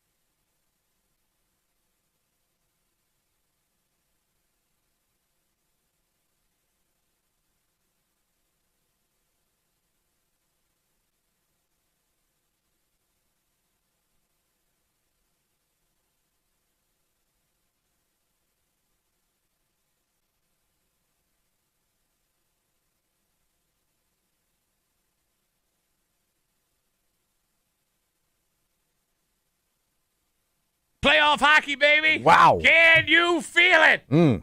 I can. And actually, lots of people can because this has all of a sudden become a very hard event to get into. Damn. And if you are someone who is disappointed because you wanted to see it, we got some great news. So how do I seize it? You're hanging out in the break room, Rochester's Classic Rock, 96.5, WCMF, just after 9 o'clock this morning. You know, we've been talking a lot about jobs and money and everything this morning and how the satisfaction with your gig may be the most important. There has also been a rivalry the last couple of years brewing between blue-collar workers and white-collar workers. What's going on? Well, I mean, blue-collar workers look at white-collar workers as stuck-up, soft, prissy. Yeah. There are some white-collar workers that look at blue-collar workers as folks who only do those jobs because they're not smart enough to do anything else. Okay. Which both of those things are wrong. But it turns out that folks that work blue-collar jobs may not be in the best headspace. Oh. And we'll explain everything just after 9 o'clock here in the break room on CMF. We found out yesterday that your Rochester Americans will be taking on the Laval Rockets. Where's Laval? It's in Quebec. Oh. Laval, Quebec. You've never heard of it? Oh, no. No, I have not. Okay. They're the farm team of the Montreal Canadiens. Oh, okay. Le Canadien de Montreal. Le Avatar, come on, Montreal. So the series starts on Wednesday. Wait, next Wednesday? You got it. Why aren't they playing now if they're both done? Great question. Yeah, I thought it would kick off this weekend sometime. Yeah, like a Friday night game. Those are huge. Nope. Maybe I don't know. Maybe they need some time to prepare. Oh, because of the border and everything? Schedule, The make tariffs. sure everybody gets their tickets. So we're spoiled by professional sports, now, Yeah. right, where they can turn these things around Yeah. immediately. Yeah. I mean, the AHL, it's a gate-driven league, which means they rely on ticket sales. You also have to think about stupid little things like booking hotel rooms, Okay. where the travel can come from, Yeah. right? I mean, so the Amerks haven't played in a week because they Wow. Yeah. swept the Syracuse Crunch, and they're not going to play again until Wednesday. So do they host Wednesday? Yes, so they are the home. They have the home ice advantage Wednesday at the Blue Cross Arena, and then Friday at the Blue Cross Arena next Friday. Oh, that'll be insane. Those are the two guaranteed games. If it goes to a fifth game, they will be playing the next 3 games in Laval. Is it a best of 5? Yes, Yeah. best of 5 series until the next round. AHL playoffs are when very it's confusing. So where do I watch it on television? Okay, so that's just it. There's no TV, right? Like even Sometimes local? they are. Are you trying to make a joke? No, I'm serious. Yes, no, because that's why I'm talking about this. Why? The games were announced yesterday. It was announced yesterday. All of the games of this series will be televised on MSG. Oh, okay. Starting to go, oh, what happened? You want to make a little jokes? And I can't make a little joke. Nobody wants to watch it. Is that because Good morning, baby. there aren't any New York teams currently in the NHL? Very playoffs? possible. The Rangers, the Islanders, Yeah. and the Sabres, who air their games on Not MSG, true. all out of the playoffs. Oh, okay. So it'll open up for it. But no, Kimmy, I mean, I believe the That's pretty Rangers cool. were in last year and the year before, and And they the Amerks showed the were Amerks still- games okay. on that too. I think this is more the Sabres being so bad the last couple of years. Gotcha. Yeah. Folks in Buffalo are clamoring to watch Yeah. some playoff hockey. Okay. So Very cool. it's clutch. It's huge. I said very cool. Clutch. Let me explain. Jesus Christ. No, you don't. Big clutch. No, you're doing your stupid like. Oh, I don't understand it, so it's okay. It's just like a thing that happens. Okay, I don't care. You don't even get MSG probably like a. I bitch. get MSG. You ain't get no MSG, bro. You Yeah, I get was it- MSG and way back. You can't MSG anymore because of the salt. I I was back with the Paul McGuire days when he had the Budweiser Talking Sports. Okay. Yeah. Yeah, you never. Yeah. You never watched yeah. that show. I was a big fan of Paul McGuire. Yeah, you never watched the show. No, Okay. it was over my head. The hardest ticket to get Yeah. in Western New York the last couple of summers has been an Amerks playoff ticket. It is absolutely insane. Yeah. In fact, tickets will go on sale for this game today in about an hour. And if you want to get good seats, you should log on to the Amerks website in about an hour. Gonna go fast. I can jump on it. Yes. So I saw that because before the Amerks played this round, And we lost Kimmy. Having a stroke. They played the for a second. I forgot what the name of the team was. They played the Syracuse Crunch, Yes. and I guess their last few games in Syracuse were almost like Amerks home games. Like So- there were so many people that traveled. So I was listening to the broadcast on our Yeah. sister station 95.7 and the Fan. You could hear the "Let's Go Amerks" chants Yeah. in the broadcast So in Syracuse. if that many people showed up to a game in Syracuse, I mean the home games are going to be nuts. So, like, it's going to be great. Like, this game is going to come close to selling out, right? Mm-hmm. There are going to be folks who don't want to sit in certain parts of the arena because sometimes the layout can be tough. Yeah. So this gives you the ability, if you can't get the seats that you want or the game sells out, to sit and watch all of these games. And you don't have to cross an international border and go to a French-speaking community to watch the away games if you're so inclined. Okay. It is amazing to me. The last time we went to an Amerks playoff game, I think it was 2 seasons ago, how many people from Buffalo showed up to those games. Because the Sabres were out, obviously, so it was just people dying for some hockey. Yeah. And it's made the good. trip down the thruway. And it's really good hockey. I think that people like you, What's that? you, What'd I do? assume that because it's minor league hockey that you're getting less of a product. No, I'll tell you why you're wrong. Please tell me why you're wrong. Because I don't know the game. Uh-huh. So when I see Amerks hockey or I see Sabre hockey, I don't see a difference. It looks like the same speed. Well, sometimes you got players that are playing in both teams. But like if you show me those two and I did like I don't know who's who, I couldn't tell you who the NHL team was and who the minor league team was. Okay, that you somehow look dumber, but that's pretty. Well, no, I'm just saying because I'm not familiar with the goddamn game. I would and argue it looks about the same speed. Like when I see college football and I see professional football, Yeah. it looks completely different. Okay. You know what I mean? Yeah, I get you. But they're all about the same age. Like there's no like older guys. Like you know what I mean? The NHL doesn't have old guys much. I don't know where they go with them. What? They all look like kids. Like when you show me there's some pictures older of the guys in Sabres, there. Yeah. those guys look like high school players. Okay, but you're also really old, so everyone looks like they're in high school. True. No, I would argue that the AHL games are faster than the NHL games you think? you have younger guys. So it says it's even better. It's not as physical, and like the I don't like that part. you don't want what?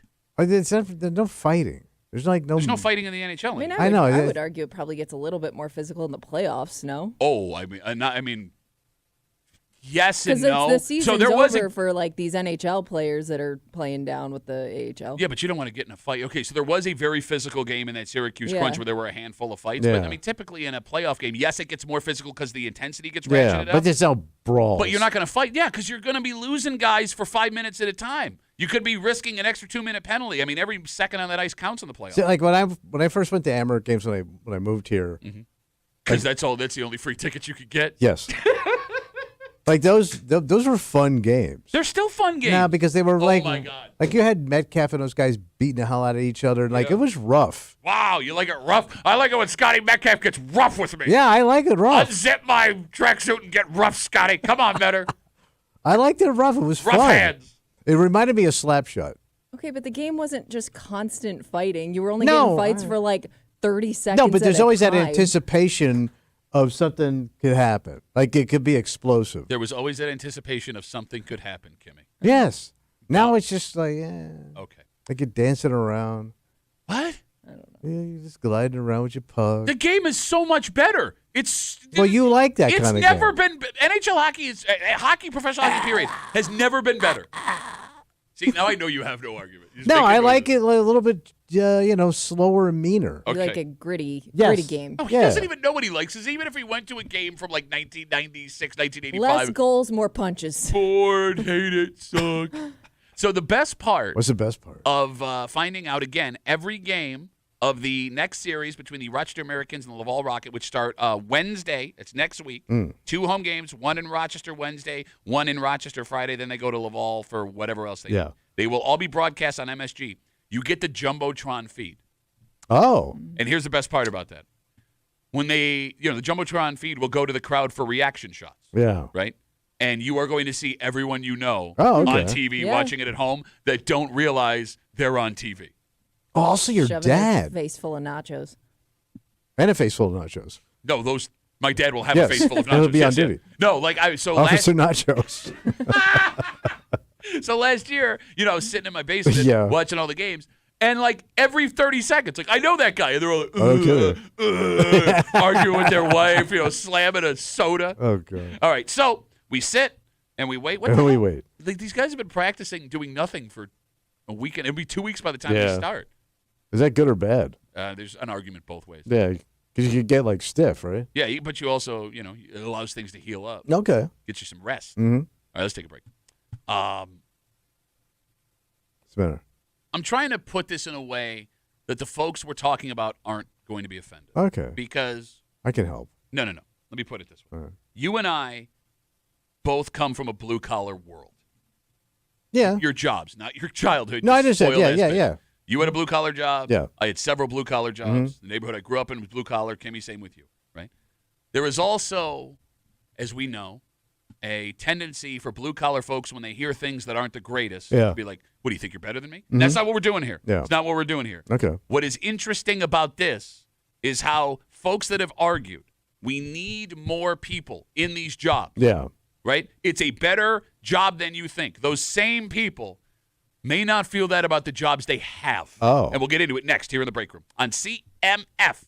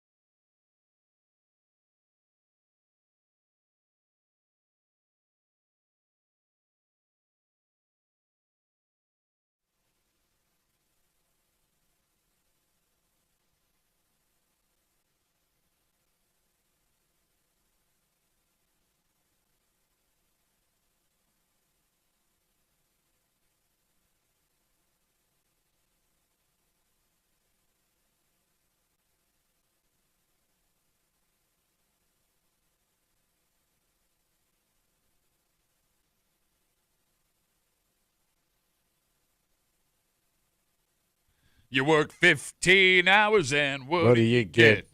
Another day older and deeper in debt. Blue collar work ain't for the faint of heart, buddy. No. Yeah, there's been a push the last couple of years to get the younger folks back into blue collar, the trades, Yeah. work like that. Well, there may be a problem. Because, Tommy, based on the information we have in front of us, if the men and women who do these jobs have this to say about them, it's not the best endorsement to get other folks to make this as a career. What are they saying? You're hanging out in the break room, Rochester's Classic Rock 96.5, WCMF, just after 9:30. It's Thursday. You know what that means. Yeah, I think we're going to bitch it up, buddy. Good luck. That's right. Bitch Voice Theater coming at you just after 9:30. Also, the Buffalo Bills and a business here in town made an announcement yesterday. Oh, they're like merging? No. What? Like they're merging? There's an event. There's 2 events this weekend. Oh. And they may have just ruined the Mother's Day of hundreds of mothers. Oh, it's going to be that popular, huh? Oh, Kimmy, this thing's going to be huge. I think so. I think they're going to be. It's going to take up 2 days for people. And it's going to be here in town? Yep. Wow. Right around the corner from my house. Look at that. That's right. I'm running without a shirt on. No, we'll tell you what it is just after 9:30 here in the break room on CMF. Tommy, did you know about 1/4 of Americans work what are classified as blue-collar jobs? A quarter, okay. Quarter of Americans. Yeah. And according to what we have in front of us, they don't really enjoy them. Real work? Real sweat? I can't. You're in that tracksuit. You can't talk like a tough guy. Callous hands? Working all day? You know what you look like? Well, You look like a Make-A-Wish kid they let dress up as a blue angel. I'm going to go on the fly. The Pew Research Center yeah, what I say. did a study on job satisfaction among blue-collar workers, and they found, on the whole, blue-collar workers are less satisfied with their jobs than any other type of worker in America. Oh. And to be clear, in this study, they defined blue-collar workers as people who do manual or physical labor in their jobs and work in manufacturing, mining, construction, agriculture, hospitality, or transportation. Yeah, all those are bust-ass, physically tough jobs. You got it. But you come home ragged out. So when they asked these blue-collar workers in this study, and these are blue-collar workers speaking in this study, if they were at least very satisfied with their jobs, only 43% said yes. That was compared to 53% of other type of workers. Yeah. But they broke it down further. Blue-collar workers are less satisfied with their coworker relationships. Blue-collar workers were less satisfied with their relationship with their boss. They were less satisfied with how much they were paid, and blue-collar workers were less satisfied with their flexibility at work, again, compared to all other types of workers in America. Does any of this surprise you? No, I mean, because, like, you can't, if you have a blue-collar job, you can't work from home. You have to be there every day till the job's done. So, especially if you work construction, right? No, I mean, look, I hear you. You had a blue-collar job, and, like, what you are describing was the go-getter that you were when you weren't wiping yourself with meat you were serving to customers. Okay, that only happened once. You And make it sound like it was on the menu. Stealing tens of thousands of dollars worth of merchandise from the store. You got to work hard. You got to sweat. You got to bust your ass. There were guys that busted their ass, though, and they were always in my way. Really? I was going to say, you've never described any of them on the show. Was Horny Corny busting his ass? On my sister's ass, yeah. Whoa. That is your sister, Whoa. bro. Bro, he tore my sister's ass up. Okay. But he did. I like how you bring up these stories. Nobody asked you to say that. What do Nobody. You don't think if horny corny's on you, you're going to know it? Okay, I didn't, when I said Horny The Corny. brother leaves a mark. Okay.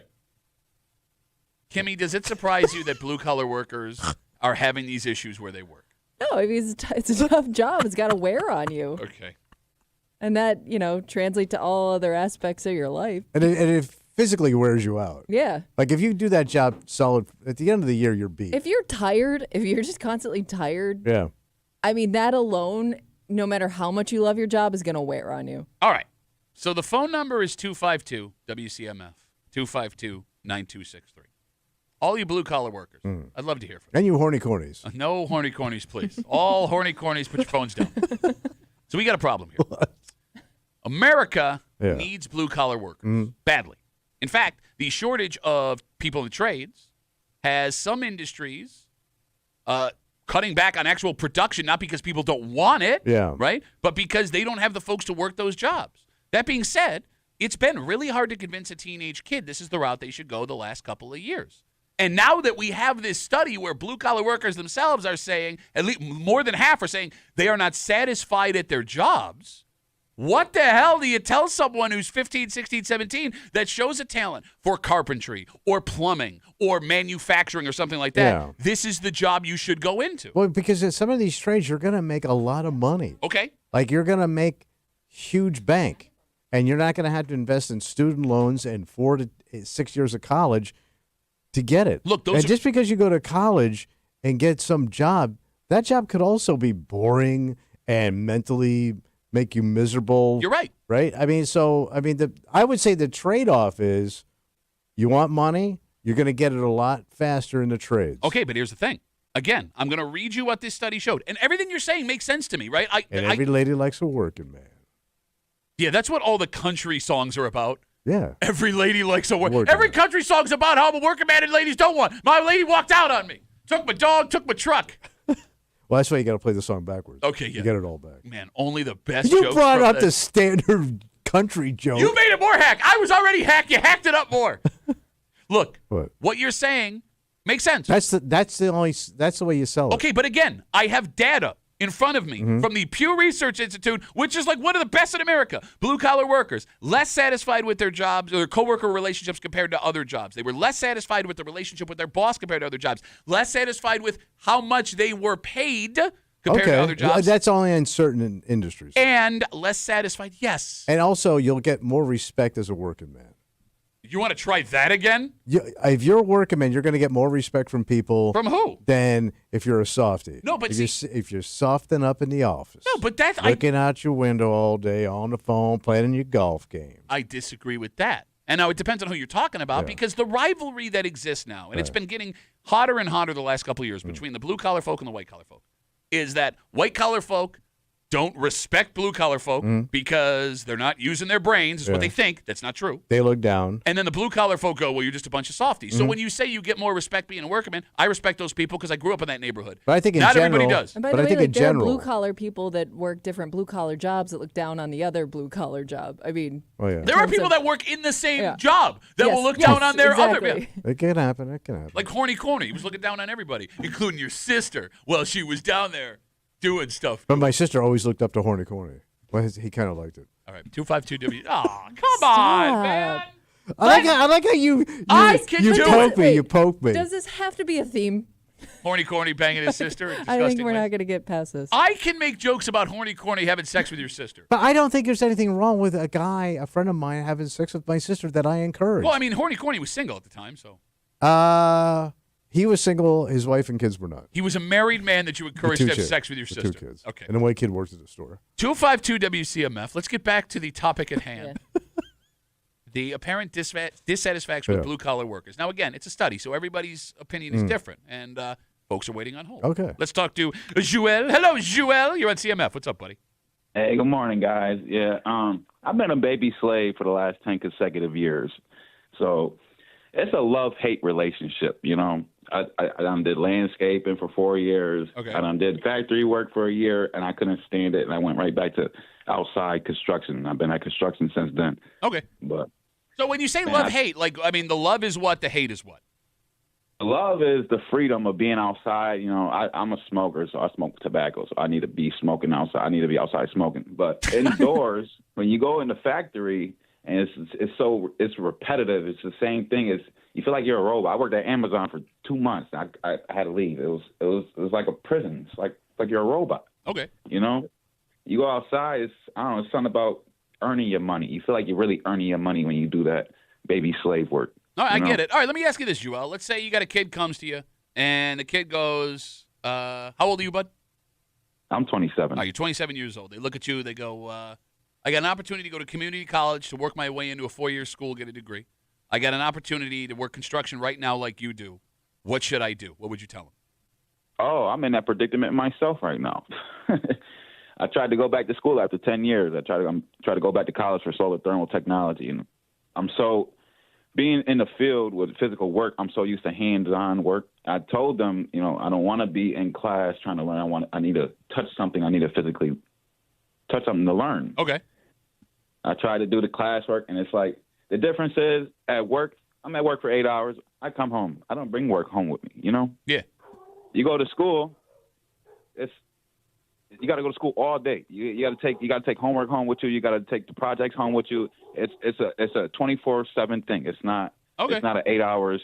Boom, you're done. Well, look, you're preaching to the choir with Tommy and I here. We've talked about if we had to go back and study, we wouldn't be able to do it. No. And don't get me wrong. The money that I was going for, you know, it's good money, but it's not the passion that I like. You know, if you're working and you don't enjoy it, you're not. You know what I'm saying? I know. I get it, bro. I get it 100%. All right. So you are happy with the job you have now. Gets to smoke outside. Right. And, you know, you enjoy using your hands to touch things, but it was enough.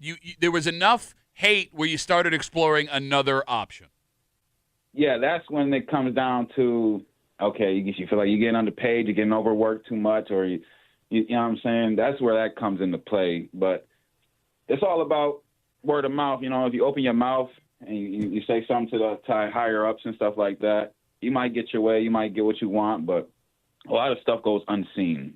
You know what I'm saying? Unappreciated. I thought you meant you could get away with what you want, but no, I understand what you're saying. That's my No, absolutely not. No, you got to be a company man. You can't be, no. That's how you get fired. We already did the song, so we can't do the song again. But, Joel, I really appreciate the call, buddy. Thank you very much. I appreciate you guys. All right, take care. We'll do it again. You work 15 hours, and what do you get?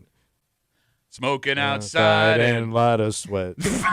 Corny, grabbed your sister, and you're going to regret. Nope, that's not. 252 WCMF, a study by the Pew Research Institute showed that when blue-collar workers were asked if they were at least very satisfied with their jobs, only 43% said yes. Almost 6 in 10 blue-collar workers said they were not satisfied with the jobs that they have now. Yeah. I'm sorry, Kimmy, were you going to say? Well, I was going to say, I wonder if, to Joel's point, if you think you don't really love what you do and then you try something else and you realize maybe this isn't for me, maybe it makes you go back to your job and really, maybe it just gives you a new perspective on that job. Maybe it helps you appreciate it more. It's a good call. It's a really good call.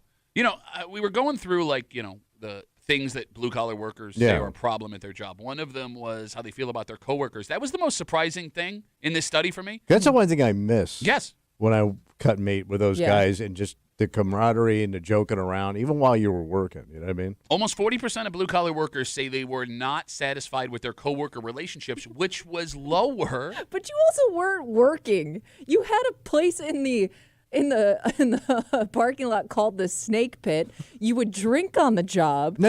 I was after work. I did drink on the job, but the Snake Pit was after work.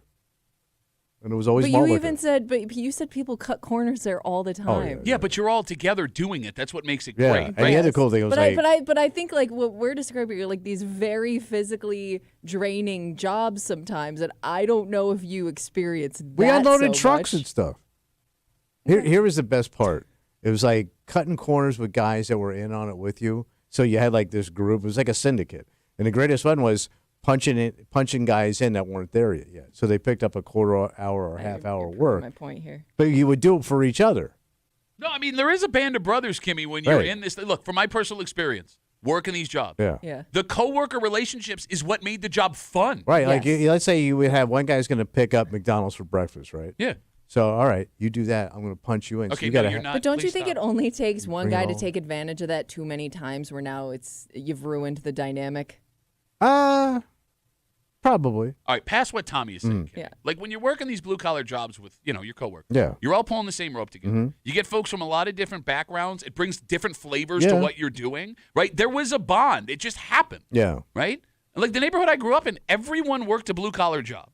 And all of their friends were guys they worked with. Like it got to the point, and I don't know if you had this experience, Kimmy, where some of my dad's friends were guys that our neighbors worked with because they were over at their house, and my dad hanging out on the stoop with my neighbors became friends with them. Yeah. You know what I mean?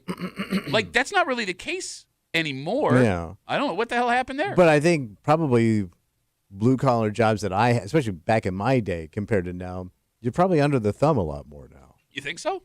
Well, there's way more rules, regulations, cameras, phones. For safety reasons. Like Okay. none of that stuff existed. When it comes to manufacturing, like when you're And you in really have to trust your coworkers in a lot of those jobs too. You know what I mean? Like you can't be an idiot when you're doing some of those dangerous jobs. I understand, but I think when it comes to these jobs, at least from my experience, there's two kinds of idiots. there's the idiot that you are afraid will get you hurt. Yeah. And then there's the idiot who despite the fact that he's silly and dumb, knows that job Good at backward their and job. forward. Yeah. True. You know what I mean? Yeah. But like in But my they're not day, all like, that guy. but like blowing off steam if somebody was pissed off. So there used to be not a lot of fights, but they were pretty frequent in the meat room. But in the grocery store in general. Yeah, trying to fight their way onto your sister.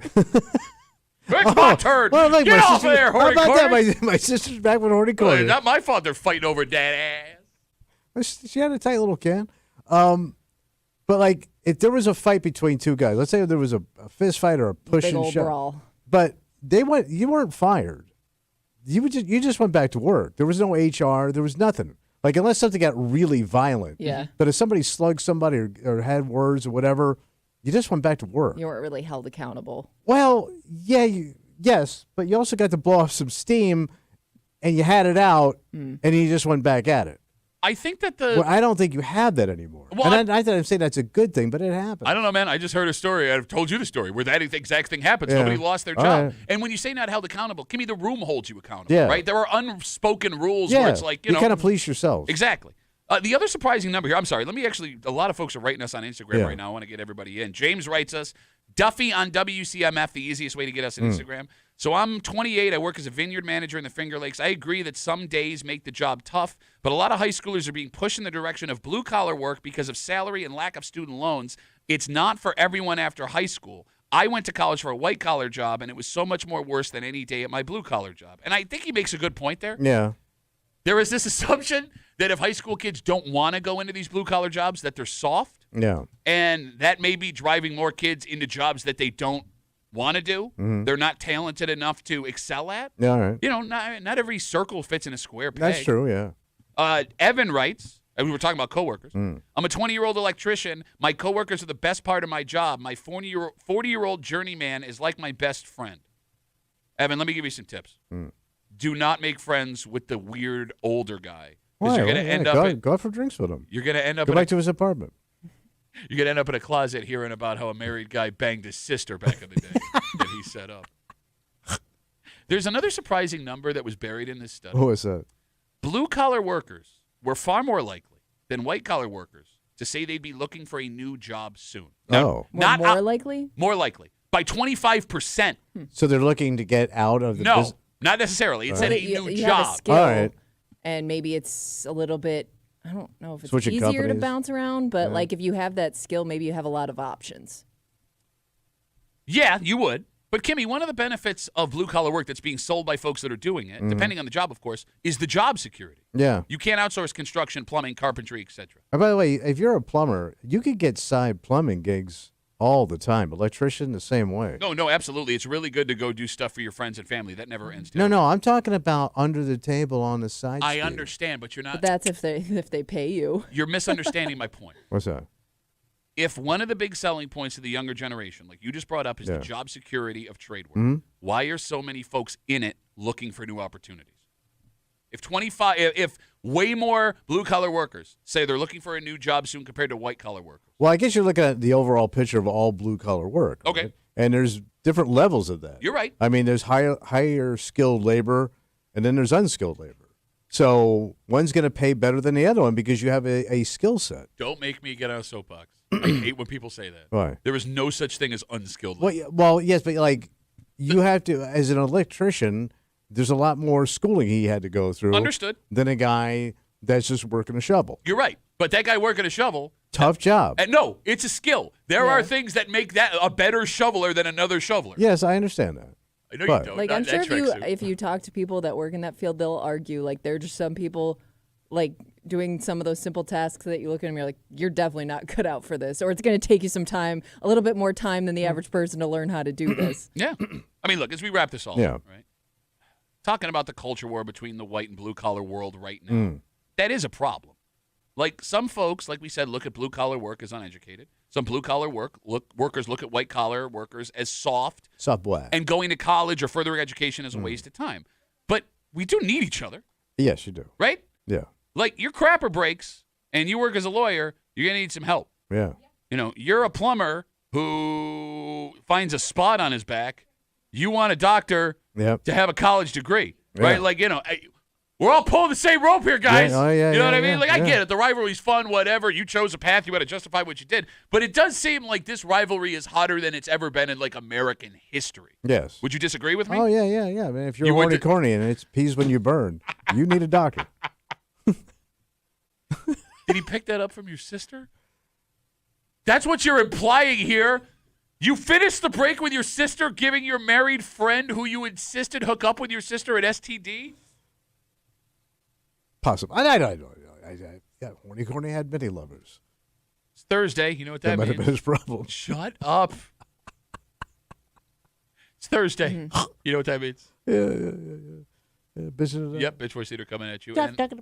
And how a business in Henrietta and the Buffalo Bills may have just ruined hundreds of Mother's Day on Sunday. It's going to be a big event. Huh? It is going to be huge. Right. Like, so much so they're doing, like, extra stuff to make sure this isn't, like, a billion people showing. All right. We'll tell you what it is next here in the break room. Let's see you,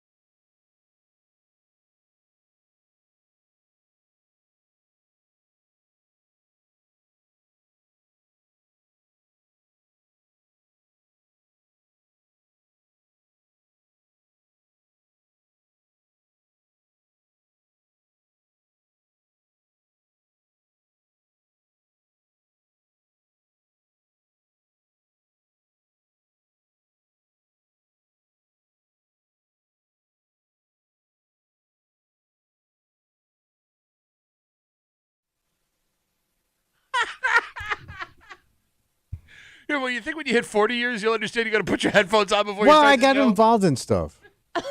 You were looking at AI dogs playing golf on Instagram. They're so adorable. It looks so real. I don't know how they do it. There is a business in Rochester Yeah. that, based on a major event they are having this weekend, just destroyed the Mother's Day of hundreds of mothers. What's going on? You're hanging out in the break room. Rochester's Classic Rock 96.5. WCMF, we'll get to that in just a second, but it is Thursday. Yeah. When you want to hurt someone in this room, you can't call them short or stupid or point out that they should not talk about the time they encouraged their married buddy whose son worked with both of them to have sex. No, I with didn't his say that sister. part on the air. You did actually. No, I did not. Yes, I you said that did. off the you, air. No, you did say it on the air. Then afterwards, you go, I remembered it. You did say it on the air because apparently none of that bothers you. I know.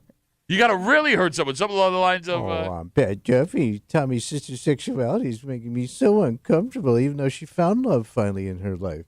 Because I'm just a awkward little uptight little bitch, unlike my sister, who's not uptight. We take all your bitch voices, Tommy's sister's vagina related or not. We run it back for you. We call it Bitch Voice Theater. Happens now. Let's see MF. And now, Bitch Voice Theater, featuring Thomas Muley, accompanied by Patrick Duffy. Oh, that's not true. No, it is, because you always make fun of my little outfit. Tommy's got little pockets. Tommy's little bitch pockets. He doesn't have any money all the time. Lives in his wife's house. Doesn't make any money. Hasn't had a raise in 30 years. Sorry, I got things to say, but I won't say them because I act like I'm a tough guy who buys my own hats, but I won't say nothing because I'm a scared-ass hat wearing little Well, I bitch. don't want that hat knocked off my head. Bad Duffy, I want to just crap up my whole yard because I'm a real American. Because I got a bunch of real American crap in my yard. It doesn't work anymore because I'm a junkyard bitch. This specific instance, we were fishing the Gulf Stream down in Key West. Well, that's a little different. Oh, Bad Duffy, I'm going to go work out, but I'm not going to help you at all. But I'm going to tell you how many miles I ran today or how my kettlebells do it, but I'm not going to help you move because I'm a non-moving little bitch. Because my Netflix is like $17 almost. Well, it's that. Hey, I got it. No big deal. I'll call you a sissy-ass bitch. Shut it, I can't hit a ball straight, and I can't use my hands, and my short game sucks, and you might as well wear a dress in the course next week because he's a bitch-ass knockoff of little-ass bitch. And that was Bitch Voice Theater on WCMF. There is a huge event on Saturday and Sunday in Henrietta. And what's going on? So the new Dick's is opening on Jefferson Road. They have moved out of the Marketplace Mall. They are moving into that plaza with Marshall's, Home Depot, like that whole stretch right there. All right. And they are having a grand opening. Oh, yeah, they are. With appearances. Big kickoff. Yep. Who's coming? From two Bills players. Saturday, Bills tight end Dalton Kincaid will be there from noon to 1:30. On Sunday, Bills wide receiver Khalil Shakir will be there at the same time, 12 to 1:30. You're getting two big names here. Huge. Oh, yeah. Huge. All right. And here's the way they're doing it. Right. Dick's will be giving out 250 wristbands on a first-come, first-served basis. Those will be the people that get to do the meet and greet. Yeah. And they're starting at 9 a.m. on Saturday and 10 a.m. on Sunday. So you got to get in there just to get the bracelet. Yep. And then, just to be able to wait in line. and then the appearance starts Yeah. at noon. Okay. Okay. 10 a.m. to get the bracelets on Sunday for Khalil Shakir.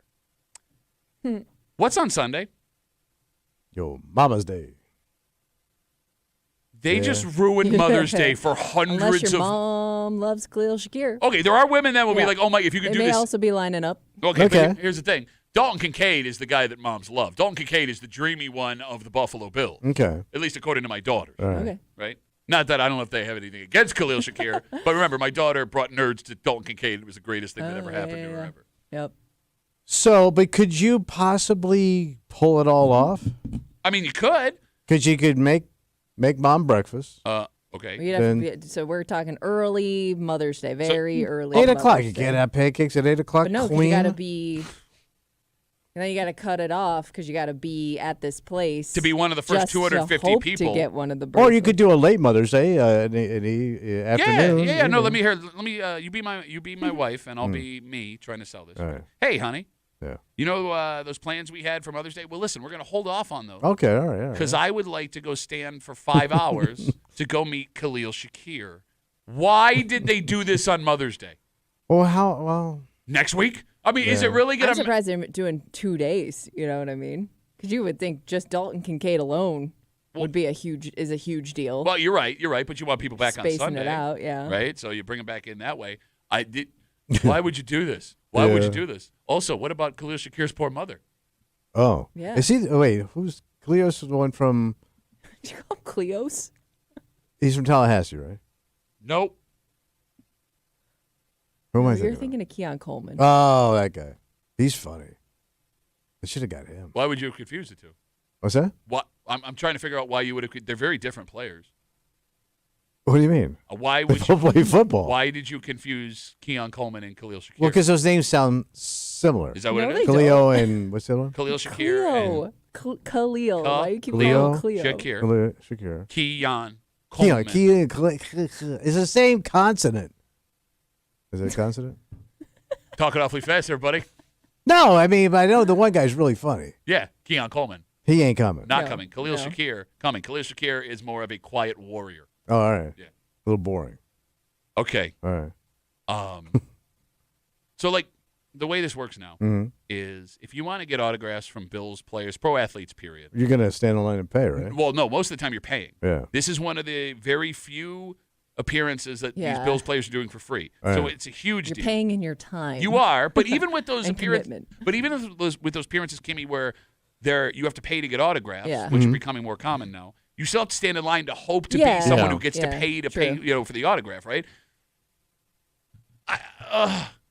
I would want. I'm not going to even attempt to do this, even though my wife wants to be left That alone. seemed like it could Yeah. be crazy.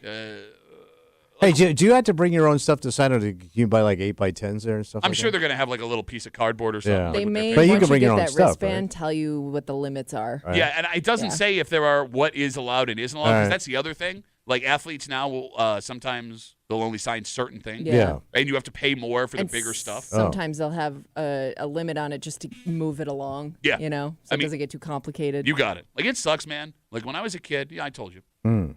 My dad, he worked part-time security work Yeah. for when the Super Bowl Bills would come into town, and Those were insane. they happened all the time. Yeah. It felt like every weekend there was someone from those Bills teams. Yeah. And my dad, I told the story in the air before, when I was little, like 4 to 10 years old, Mhm. he collected this scrapbook. It's my most prized possession. And he would take me to these appearances or have my mom take Yeah. me, and my dad would be there. I'd take a picture with these guys, Mm-hmm. and they'd sign my book. Yeah. So it's like, Don Beebe, Andre Reed, or no, not Andre Reed. Don Beebe, Darryl Talley, Howard the House Baylor, all these guys, like 30 Yeah. Bills players. And it was the greatest thing that you could give a 4, 5, 6, Oh, 7, sure. 8-year-old kid, Yeah. right? Awesome. And it didn't cost any money. Except maybe love. That was his way. That Was his- it? That's yeah. what. That's what. It's as close as Pat was going to get. Deadbeat dads say all the time. But it does break my heart Why? that kids this age You don't now, get it, yeah. you don't have that opportunity because Yeah, it it's costs pretty rare. $50 to $100. Just to get a selfie. Yeah, Yeah. or like an autograph on something. Like in this book, I have Will Wolford, former Bills offensive lineman. He's holding me, Oh wow. right? Kenny Davis, Bills Super Bowl running back, is tickling me. Oh. I guess looking back on that, it's That so one weird. might be a little dicey. But don't you see it now as an adult and think, well, I guess it had to be that way 'cause so many people kind of ruined it in the past. I don't and know. Took advantage. Well, it's took also a little bit way too to much make money time. too now. Yeah, sold things secondhand. I mean, I think like unfortunately, fans of the past have ruined it for your kids. But when Jim Kelly, I remember when they opened up the Waterloo Outlet Mall. Mm-hmm. So Jim Kelly went out there, came out in a limo, and the appearance was like an hour and a half. That dude stayed there for hours and signed everything because we were out there with him. Mm-hmm. And like I was amazed how long he hung past one. I mean, those people really did get spoiled because like he was very cool at his time. man. And like here's the thing, like most Bills players are cool with their time. Like Right. if you go to training camp and you stand on the fence, those guys will sit there Yeah. and sign until like people. But are you're not going going to to see you're not going to see Josh Allen anymore just signing stuff for 3 hours. Yeah. No, you're right. You know? It ain't going to happen. Right. And it sucks. It's funny. You know why Jim Kelly stayed there and signed for that whole time? Why is that? Well, because he was waiting for the show to get over so he wouldn't have to talk to your lame ass. Hey, have you met my sister? We come back, we wrap it up, we tell you what we're doing tomorrow next in the break room. Let's see you, man.